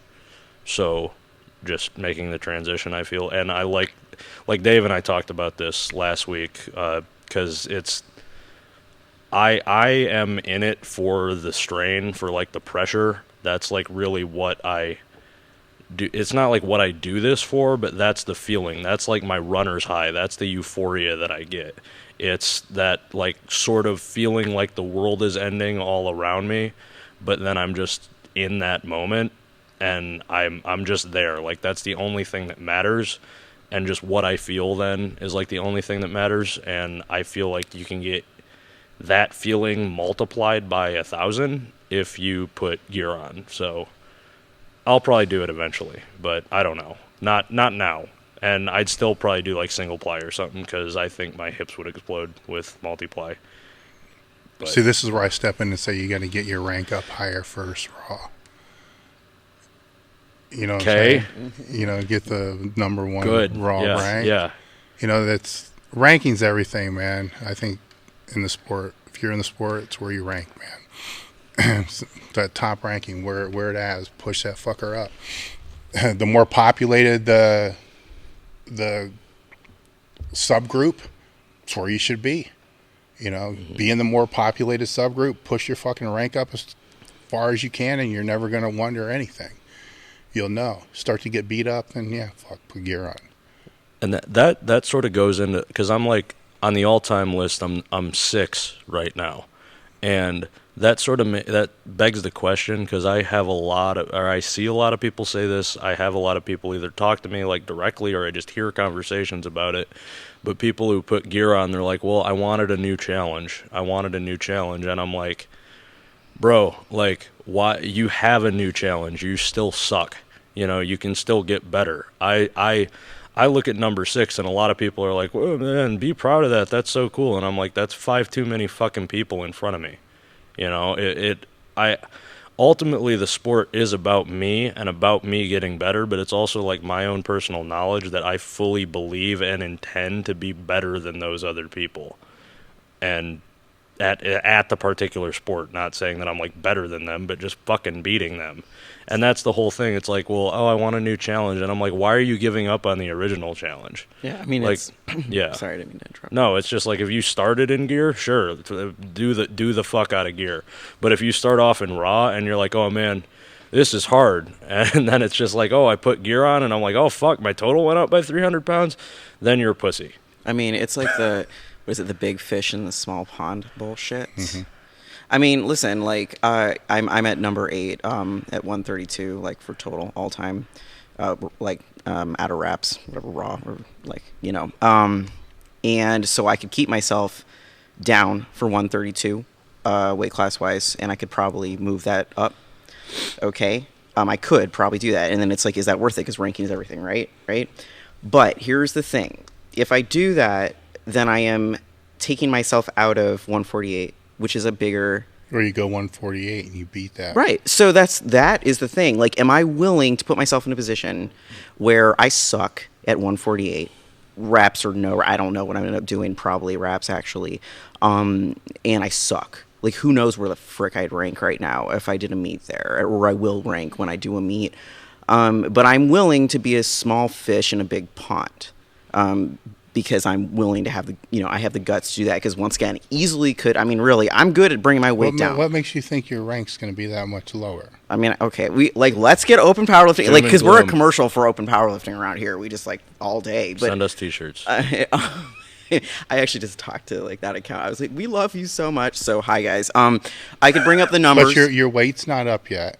Well, I mean, how you define it? Yes and I mean, okay, yeah, okay, no, I am generally I'm undersized. So so you put more weight on. Yeah. You get 6 months of training behind that.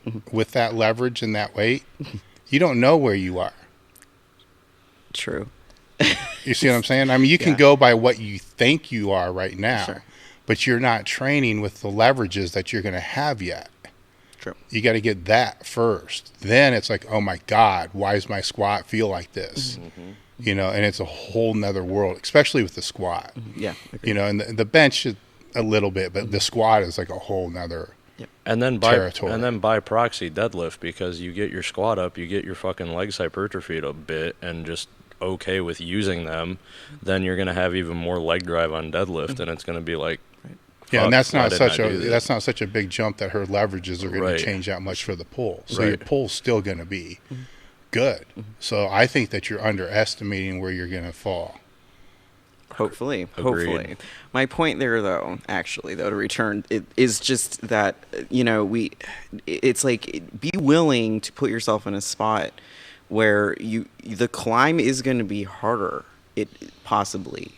But I mean, I don't know, like, this stuff where people, like, they're like, I got bored, I decided to do something new. I'm just like, well, holy shit. Like, what made you think that you couldn't do what you've decided to step away from?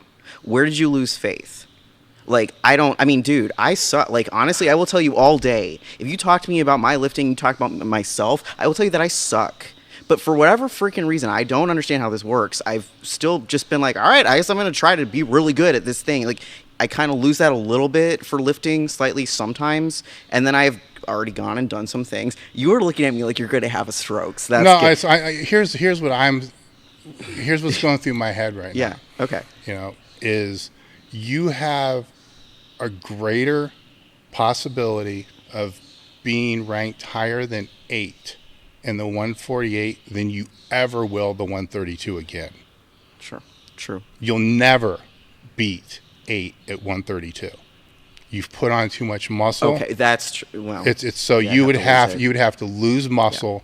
Yeah. You'd have to downsize. Yes. You got all that time going into that, right? Yep. So the possibility of being ranked in the top 5 is far greater at 148 than 132. It's not even in the same room.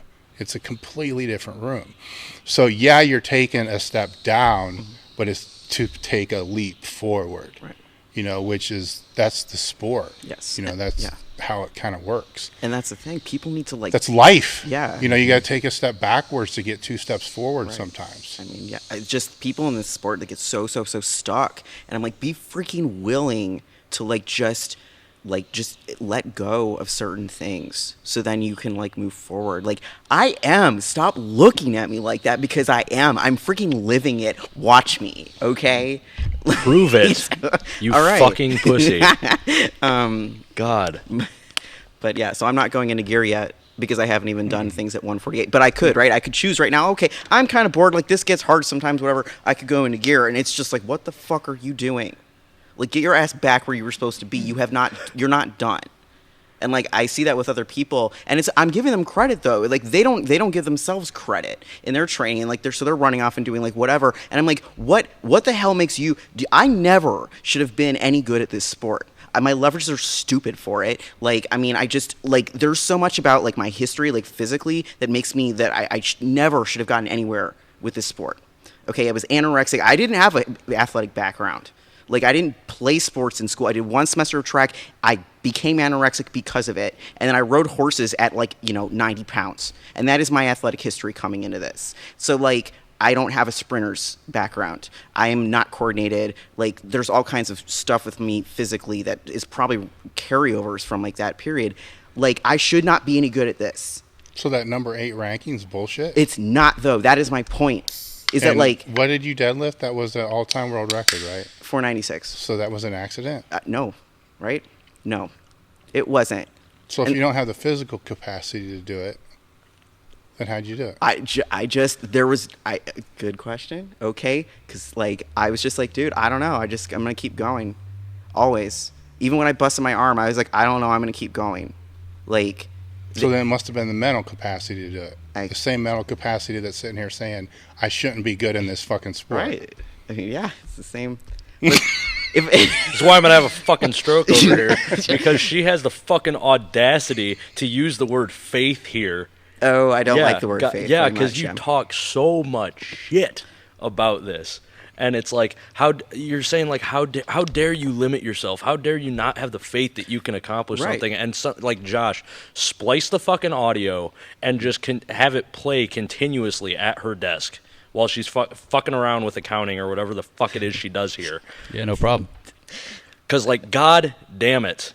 She knows what she has to do. I know she does, but she just needs to fucking do it. You're on her ass more than you need to be. But my point with all of it is, if I can, have kind of gone through this process and then just somehow been what I was, and then kind of do whatever, be whatever I am now, there's other people can freaking do it, because I don't come out of this background. I have no self-confidence. I've never done this where I'm super, I don't know how I've done any of what I've done other than I don't have a choice, and I will kill myself if I don't.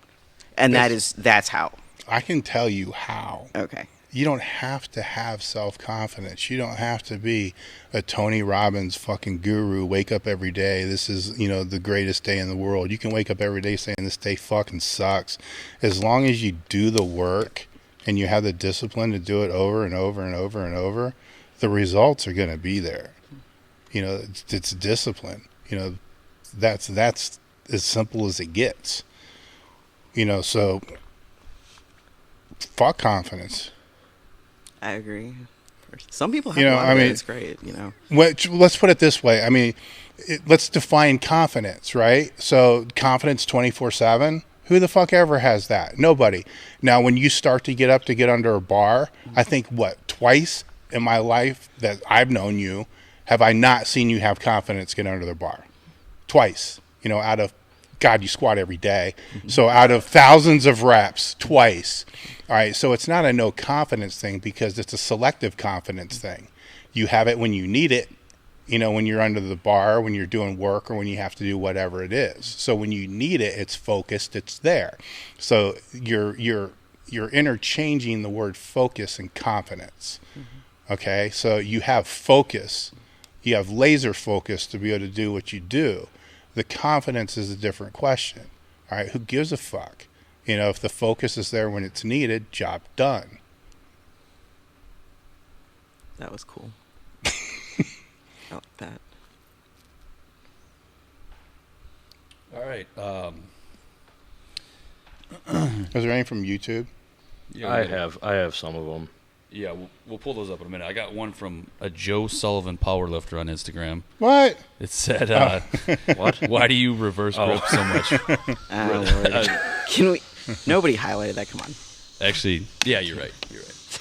No, Josh, no. Just go watch the YouTube video. Yeah. Plug the I plug made the a YouTube video, right and here. like you can watch it about reverse grip, and there's my plug for that. What was the title of that video? Uh, I guess I'm the one that. You're the titled one it. that uploaded it. Yeah, no shit. I don't title the videos. All right, hold on. I'm looking here. Is reverse grip bench 101? Yeah, I think it's something Was like that that. it? Yeah, it's just the one where like I'm on the front, like you're just on the YouTube page, and Janis there's Finkelman. that weirdo. It's like sitting there. There's a lot of weirdos on there. All right. What do you guys think about having more meets where total only matters, like big dogs, but maybe do it for other weight classes? What? It's like what we talked about, the 8-man elite thing and big dogs, where it's like going in with like a middleweight and a heavyweight and a whatever. I don't like it. Yeah, this is where Dave and I disagree. No, I don't like it. I personally think that weight classes are established for a reason. They're part of the sport. You know, it's been a history of the sport. Maybe this is my bias. You know, maybe it's my age and it's the way the sport's always been. World records are in weight classes, man. You know, you start putting groupings together just because you would rather. And I understand money's hard to come by if you're trying to give out prize money. The only reason, if they had unlimited prize money, they would be doing weight classes. The only reason they're combining 3 or 4 weight classes together is to give away bigger prize money. So that's the bottom line. That's what it comes down to. So, you know, I don't lift anymore, so I guess my opinion really doesn't really matter because I'm not going to be competing in these things. But it still is a big difference between where's the 275s fall? Is that like 242, 275 super? You know, so a 242 is going to have to compete against a super. You know, come on, you know. And if you're going based upon total, you know, super, I mean, that's fucked, you know, because the super is going to have a bigger total in most cases. Now, if you're going against formula, 242 is going to have the better, you know, so. Why is 242 going to have the best one there? Just the way the stupid formulas are. Formulas are another story. Yeah, they're all biased in certain ways. Like the further end you get, or further towards the end, they skew upwards, and then like further towards the middle, it's like harder to have a higher Wilks, and then it depends on if you're using Wilks or like Glossbrenner or whatever the other one is.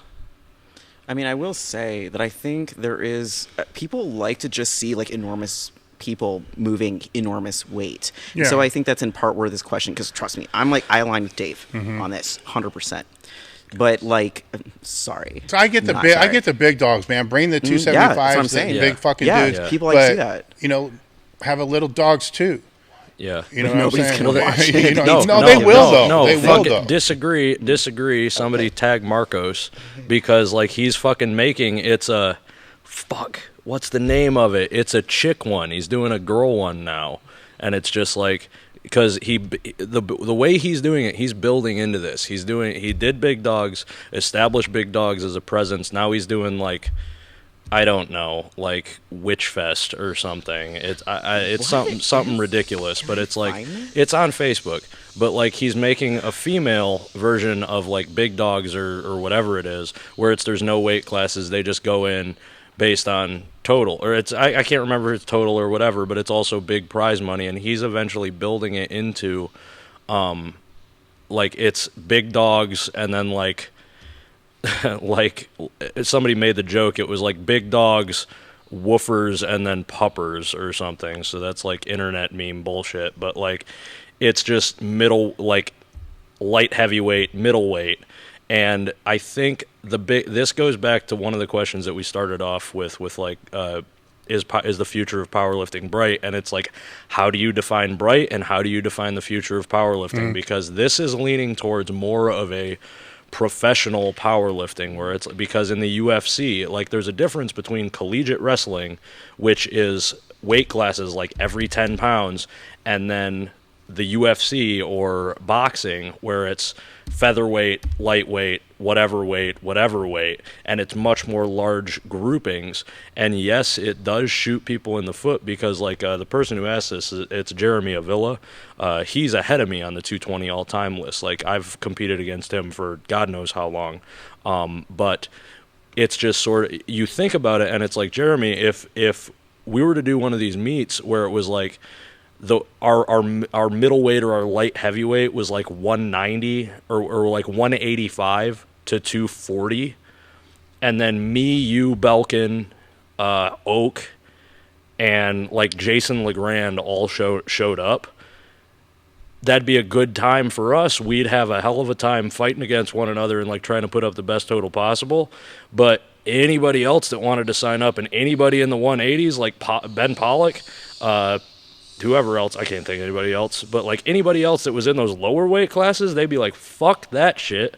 I'm not going out there, because it's like there'd be no way that they could contend, you know. And that's not saying that like we're better lifters than they are, but it's just fucking leverages. So there's positives and negatives to both sides. Like you can get bigger payouts, you can make it more of a spectacle, but then you're gonna basically demand of some lifters to either do an even harder cut than we've already like sort of insinuated with the culture that we have now, or that they're just fucking hopeless, because it's going to be like a 5'4" Malik Durstein trying to weigh 230 pounds and looking like a fucking meatball, you know. And not I don't even know if Malik competes anymore, but it's just for an example.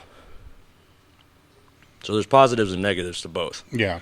I think we need both. I think we need to have both, like a spectacle meet and then just traditional meet. And I think that's sort of where we're heading. Maybe. Dave, what are the odds of you ever doing a SS yoke bar type meet? 0. Well, not you competing it. I mean, you throwing one. I mean, I've thought about it. It just is like fun, you know, like throwing a contest. Whoever squats the most with the fucking yoke bar wins $1,000 and gets to keep the bar and have a specialty bar made just for that meet. You know, so I've thought about it, and I've talked to Alicia about doing different events like that, like a shoulder saver, bench. You know, it's just my only thing with that is I don't want the shit to become the sport. You know what I'm saying? I don't want, because it's like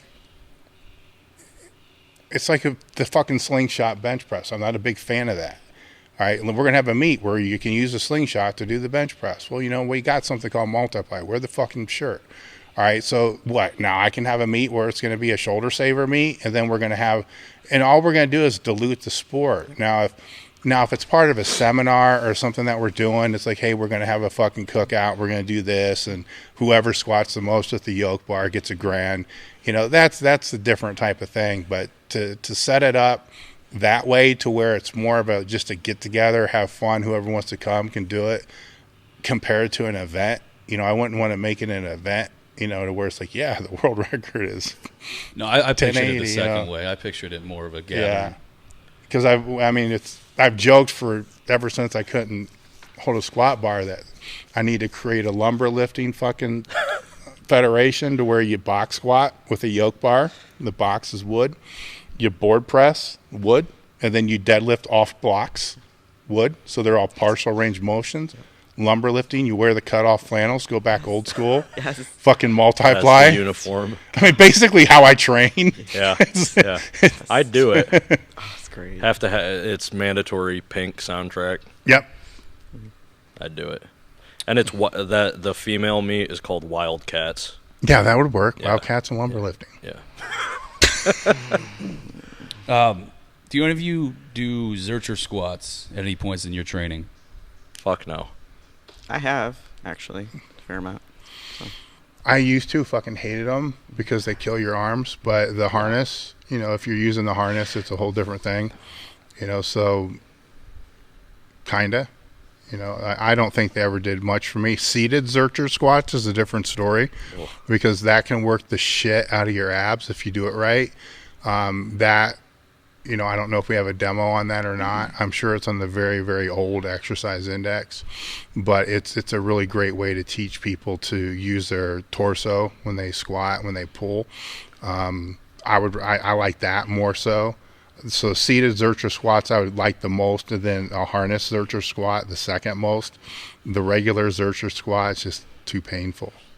I do. I mean, I feel like that's more of a strongman specific. It might carry over to various strongman events, whatever, more than in powerlifting. If I can make a massive, I actually have done a fair amount of it, and what I found, I mean, if you look at me, it's like, okay, like my arms are enormous, and that's been the case for a long time, and like, so I would, and my back, it just really felt like I'm doing this with my arms and my back, and it was like, why the hell would I specifically with my build and everything, ever do this? Like, it didn't seem to help my squat at all. I will tell you that. It's more a deadlift thing. Yeah, sure. So, I mean, I think I agree with that too. So, hey, strongman, it seems like it's I see a lot of strongman competitors do it, honestly. Yeah, and it's just for stones and whatnot. Like, I just wouldn't do it because, like, I deal with tendonitis in my arms, and it just fucked me up. There's better variations of exercises that Yeah. I think you can do instead of that. Yeah. All right. This would be a good one to end on unless you guys have anything else you want to cover. Actually, you know what? I'll go with one more from the live chat before that. But it says, where do you guys find success gaining back strength? More frequency, volume, combo volume, high intensity, less frequency, or less frequent? So, like, just back strength? Read that question again, because back strength is a kind of a confusing thing. Like, that's what I was, like, are we talking about Lats? Yeah. like pulling, rowing strength, or like torso? No, it just says, where do you guys find success gaining back strength? So more frequency and volume, or Is this, high intensity and less frequent? can you see, does this guy have any other questions that he asks on the feed? Let me look right now. I'm looking too. I'm trying to figure out the context. Well, if you're listening still, Andy Lynn, he said overall back. Overall back, okay. All right, with that, I'm going to say volume is what I found is key, because when you're dealing with things like the erectors, it can't handle a whole lot of volume when you're talking about heavy pulls and stuff like that. It can, but you got to work into it over a long period of time. If you're trying to just develop your back, hypertrophy, you want to build a wider back or a bigger back, you can almost never miss by just adding more volume. There's a million different attachments for pull downs. You can do pull downs and low rows for fucking hours and still recover very effectively. It's when you start throwing in the erectors that you start having recovery issues. So that's why there was the pause in the context, because you start throwing in the erectors, then all of a sudden your answer is going to change, at least for me, a lot. If the erectors, if it's a hypertrophy thing and the erector exercises are just going to be shit like back raises and light reverse hypers, knock the shit out. Do 60 fucking sets of lats if you want. Meadows was doing like freaking 120 sets a week at one point in time. Now you start throwing in the heavy pulls, you got to bring that down a little bit. So Joe can take it from there with the biggest thing that, like Dave was talking about, is just if it's getting it defined between, and he elaborated and said, I was just thinking with strong back for all 3 lifts. And I think you can apply that to both scenarios, because if you're bringing the erectors into it and just like focusing on your torso strength, it comes back to your bracing. Your bracing has to be correct, and it has to be maintained through all of the lifts, like your spine and the musculature of your spine. And I don't just mean your spinal erectors, but your obliques and your transverse abdominis, like the front of your abs, all, and like the deep hip flexors and all that shit in there. That's designed to at least partially resist change. It's supposed to be stable. It's supposed to be locked down and immovable. You should think of yourself as a steel rod in that instance, and just maintain that positioning and maintain that brace.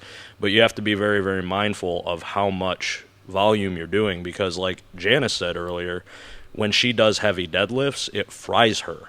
Okay, you might be one of those people that basically you can't handle an extreme amount of volume. You can work yourself into a position where you can, but it's going to take a very, very gradual build. You're not going to be able to jump into it immediately. Like I've been training with my buddy Anthony, and he will fuck himself up because he's pushing so hard, but he hasn't been introduced to like the same level of volume that I've been over the course of however long I've been doing it.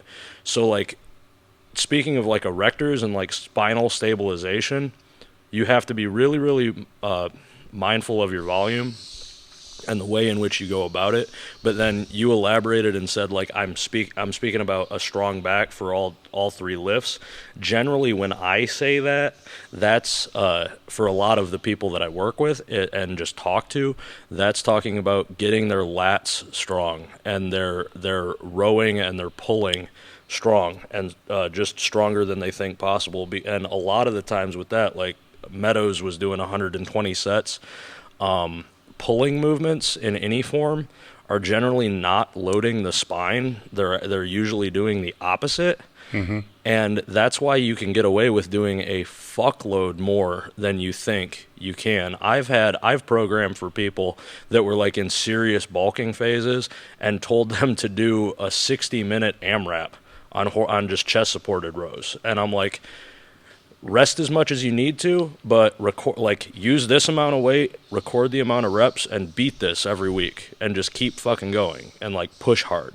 And if you get for instance, one guy that I was working with, Mac, like that, he sent me like, I think he's doing his own programming right now, which is awesome. He's going to compete in September, but I think from like the year and a half we worked together, he went from like 200 pounds to now he's walking around at like 240, and the photos of the difference between his like back thickness from the beginning to then is remarkable, just because like you can handle so much volume for that, and just getting your lats locked in and just learning how to actually engage your lats on any of the big 3, that's going to make a huge amount of difference, especially because the lats go from the top of your shoulder all the way down to the top of your hip. People don't realize that the lats are also involved in the stabilization of the pelvis. That's why it's so important to have strong lats on the squat and the bench. On the squat and the deadlift. Like, bench is the eccentric loading. Obviously, you want to have it stabilized, but then anything using the lower body, you're still using the lats, even if you don't think that you are, because you're using and stabilizing the pelvis. All right. I think this is for Janis, maybe. It says, why so many pull-ups, and are assisted pull-ups helpful if you can't rep out single pull-ups? Okay, well, then this is a good segue to that.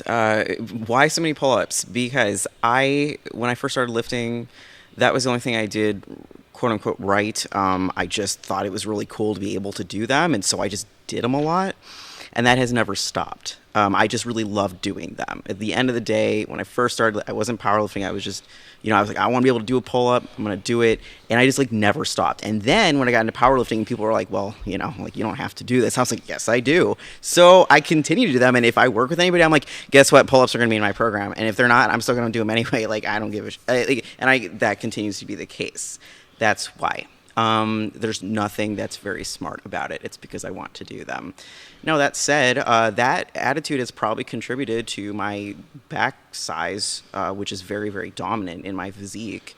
So, and that's cool because that gives me a lot of, potential for having something to use to stabilize on the lifts. But to go back to pull-ups themselves, like, yes, I did assisted pull-ups before I did like body weight way back when I started with this because I couldn't do shit. I was like tiny. It was so scrawny. So I just, somebody was like, here's the machine. This is how you use this. I'm like, okay. And then I started to do that. And here we are today. I mean, I progressed to where I am today with that. So it's the short answer. All right. So obviously Joe's had the worst accident with equipment failure of the three of you. But are there any more good stories you guys have with the equipment failure, suit blown out, broken J-cup, or whatever? Obviously that doesn't happen with Elite FTS equipment, but maybe in the past. Like blowing shit up. I've blown up like everything on my fucking body. No, like I think they mean Like like the equipment actual failures. because the bar bend. Oh. They're referencing the bar bend video.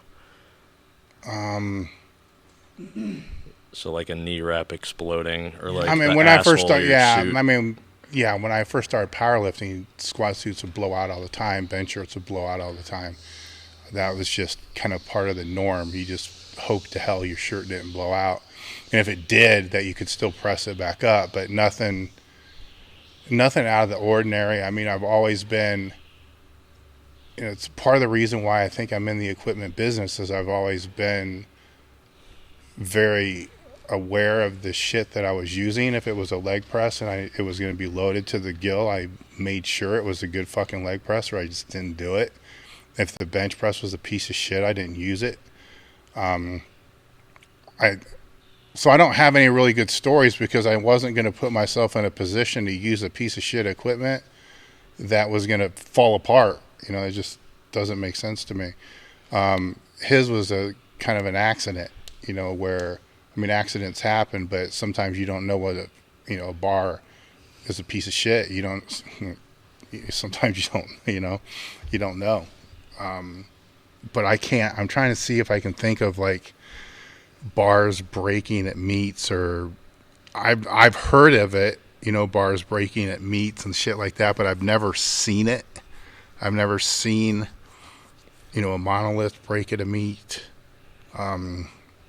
I guess the only thing I've ever really seen was the safety straps, somebody in gear, unracking the bar, multiply, unracking the bar out of a monolift, and then basically just throwing the bar off of their back. So not even trying to squat it down, and then hit the safety straps, and then the safety straps swing, and then swing in, swing back out, and then the whole monolift, falls over on its face, which is why we got a sticker on the monoliths that says don't use safety straps. What it really should say is don't be a fucking idiot, because you're supposed to set the bar down into the straps, not crash it down in there. But that could be very, very fucking problematic if you had spotters behind and somebody dumped it onto they'd kill somebody. But no, I don't have any. Janis, anything? Yeah, I don't. I kind of have taken the same attitude as Dave, where it's just like, man, I'm going to put myself in a position where I'm safe. I'm not going to, I've always done that. I'm obsessed with it, honestly. Yeah. So. The moral of the story here is that I'm stupid. Yeah. Yeah. Well, that's just a bar thing. I mean, I see stupid shit on YouTube, and those video compilations where like fucking machines are falling over. I'm like, who the fuck does this shit? So I like, who even goes to these gyms to film it? So that's not been like my culture, I guess. Grown up in a culture where people knew how to lift weights. All right, this will be a good one to end on. Is powerlifting for everyone? Not just training like a powerlifter, but competing. And if not, what mental aspects separate those who compete from everybody else? I have a diplomatic answer to this, and then I have an asshole answer to this. So my diplomatic answer to it is like, no, because somebody just might not like doing it. bottom line. And so they should do whatever activity they like to do. It could be swimming, it could be knitting, I don't care. So, people are, like, I want to be healthy. Should I do this? I'm like, no, you should do, by the way, we know that this is not healthy, but you should do what you like to do. That's my diplomatic answer. My asshole answer is that, honestly, I think the people who stay in it the longest or for a long time, the people who are like really cut out for it, AKA they progress, are like, not everybody is cut out for it. Like, not everybody has the guts. And just seriously, because I've seen people who just can't handle, like, having to endure what you have to handle, like, what you have to endure with this. So it's not like, oh, the weight's heavy. It's like when you're disappointed and you hate every damn training session because you're injured, but you're, like, going to go in and do whatever you can anyway. People do not have the freaking guts to do that, some of them. So, no, it's not for everybody, because not everybody can stand up to that. Next. Yeah, that's sort of exactly what I was going to say. I would say powerlifting is for everybody, but not everybody is for powerlifting, because there are some people that just don't enjoy competing. It's not their number one priority. Their priority is training. Like, I look at Dave, I look at Duffin. Those guys, I know you're not intending to compete, and it's just, but you're still in the gym, you're still pushing, you're still doing whatever your goals are, because that's the number one priority. And there are other people that, like, try it out, and it's like the rise of the casual powerlifter, the person that just treats it as like a 5K fun run and just something that they do to build some muscle, feel good, feel strong, and have some fun with their friends and eat donuts and wear the fluorescent colored singlets and whatnot.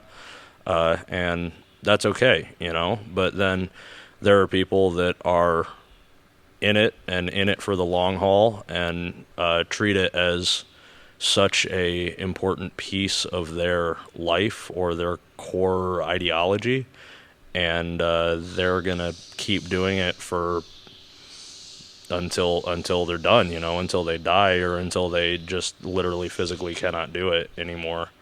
And yeah, like, and that's to say there comes a time when you're not competing anymore. Like, it's just having the self-awareness and, like, the responsibility to realize, like, when you reach that point, and it's sort of like you either make the decision to reach that point, or the decision is made for you through injury or disaster, or just like, fuck, I can't do this anymore type of thing. There's a reason it's a niche sport, just like any other niche sport. And it's one of the questions in there was specific to me, saying, is the sport of powerlifting soft now? And it kind of ties into this a little bit, and my answer to that is, well, what the fuck do you consider soft? Because I can show you a lot of people that you think are hardcore, that if I take them out into a real life situation that has to deal with real life stress outside of the gym, they're fucking babies and they can't fucking stand up and take responsibility for a goddamn thing. So just because they're hardcore in the gym doesn't mean that they're hardcore. They can be soft in the gym but still get the job done and break world records, but be hardcore when it comes to real life and be able to actually manage and take care of responsibilities and shit that they're supposed to as a human being, from that standpoint. So the thing with, is it for everybody? I love the people that are, like, new to the sport and they love the sport and, like, man, powerlifting is my life, and they've been doing it for 3 years. And it's like, dude, it's not you have no fucking idea. Then it's like 5 years. It's like, you have no fucking idea. And it's like, once they get past the 5 years and they get through a little bit of adversity, then they start to realize this shit isn't really what it's cracked up to be. What Janis was talking a little bit about is, going to the gym when you don't fucking want to. It's not always, there's a yin yang type thing. It's not always great. It sucks a lot of the time, but you still got to fucking go. And I think there comes a point somewhere after 5 or 6 years, 10 years, I don't know when the fuck it is, it becomes an addiction. And it's the only way I know how to explain it. It becomes an addiction and becomes this ingrained part of your identity. which probably isn't a healthy thing, to be, addicted to the strain, to be addicted to self-abuse, and to be addicted to something that becomes part of your identity so much that you're willing to do anything, to be able to get it done. And some people have better restraint and control over that than what others do. But the problem that happens with that is, unlike other sports where a coach will say in the NFL, you're done, or you're not good enough to play in the NFL, you're done. All right. Every other sport has somebody at some point in time, some coach that says you can't move forward.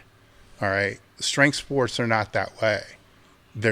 If you're addicted, there's two ways out. Either injury to where you can't do the competitive part anymore, but then you're still going to find a way to fucking max out with spider bars and shit like that. You're still going to find a way to fill that addiction that you have, to be able to satisfy that urge and that need to be able to strain. The other way out, I guess, is death. I'm not too sure. I don't know, because I'm still addicted, to that. It's just I've had to figure out how to manage my identity without competing.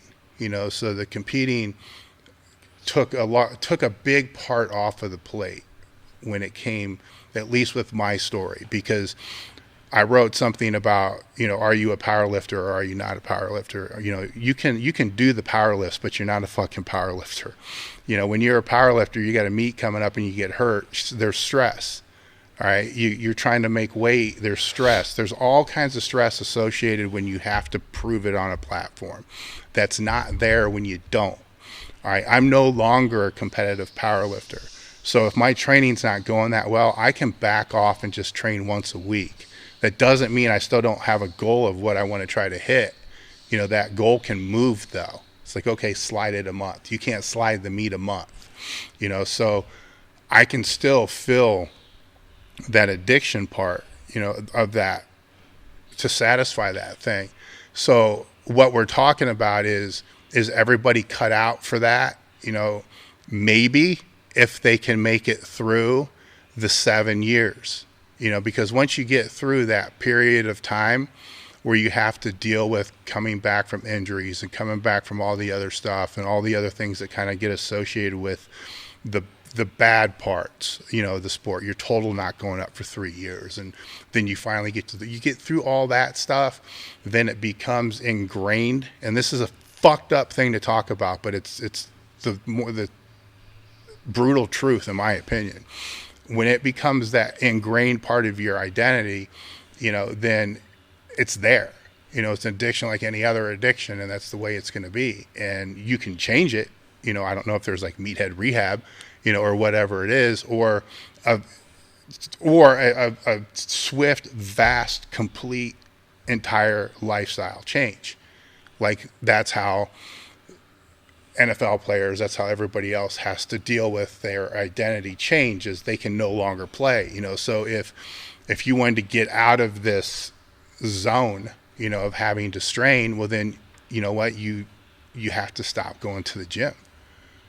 You have to find another fucking hobby. You got to start jogging, playing tennis. You got to do fucking something else, because you can't stay in the same environment and think that you're going to be able to not have that drive that's been in there for so long. Stay in there. So the answer is yes and no, because the question is, can people become addicted to anything? Yes, but how long does it take? So to me, that's how I see that question. How long does it take, and how much success or failure or drive does it take to actually get to that point? Then once you're at that point, it's almost like a point of no return. But as long as you realize it and become self-aware of it, then your addiction doesn't control you. You can control your addiction. Does that make sense? So that's kind of my story, I guess, the way that I can put it, and what I've seen with people that have been in the sport as long as I have. that are still there, and the ones that still think they can come back. You know, the ones that still think they can come back, they haven't taken control of the addiction. It still has them. You know, when they can flip it and take control of that, then they know they can't come back. But maybe they can train for some other goal and put that same type of drive and desire into that.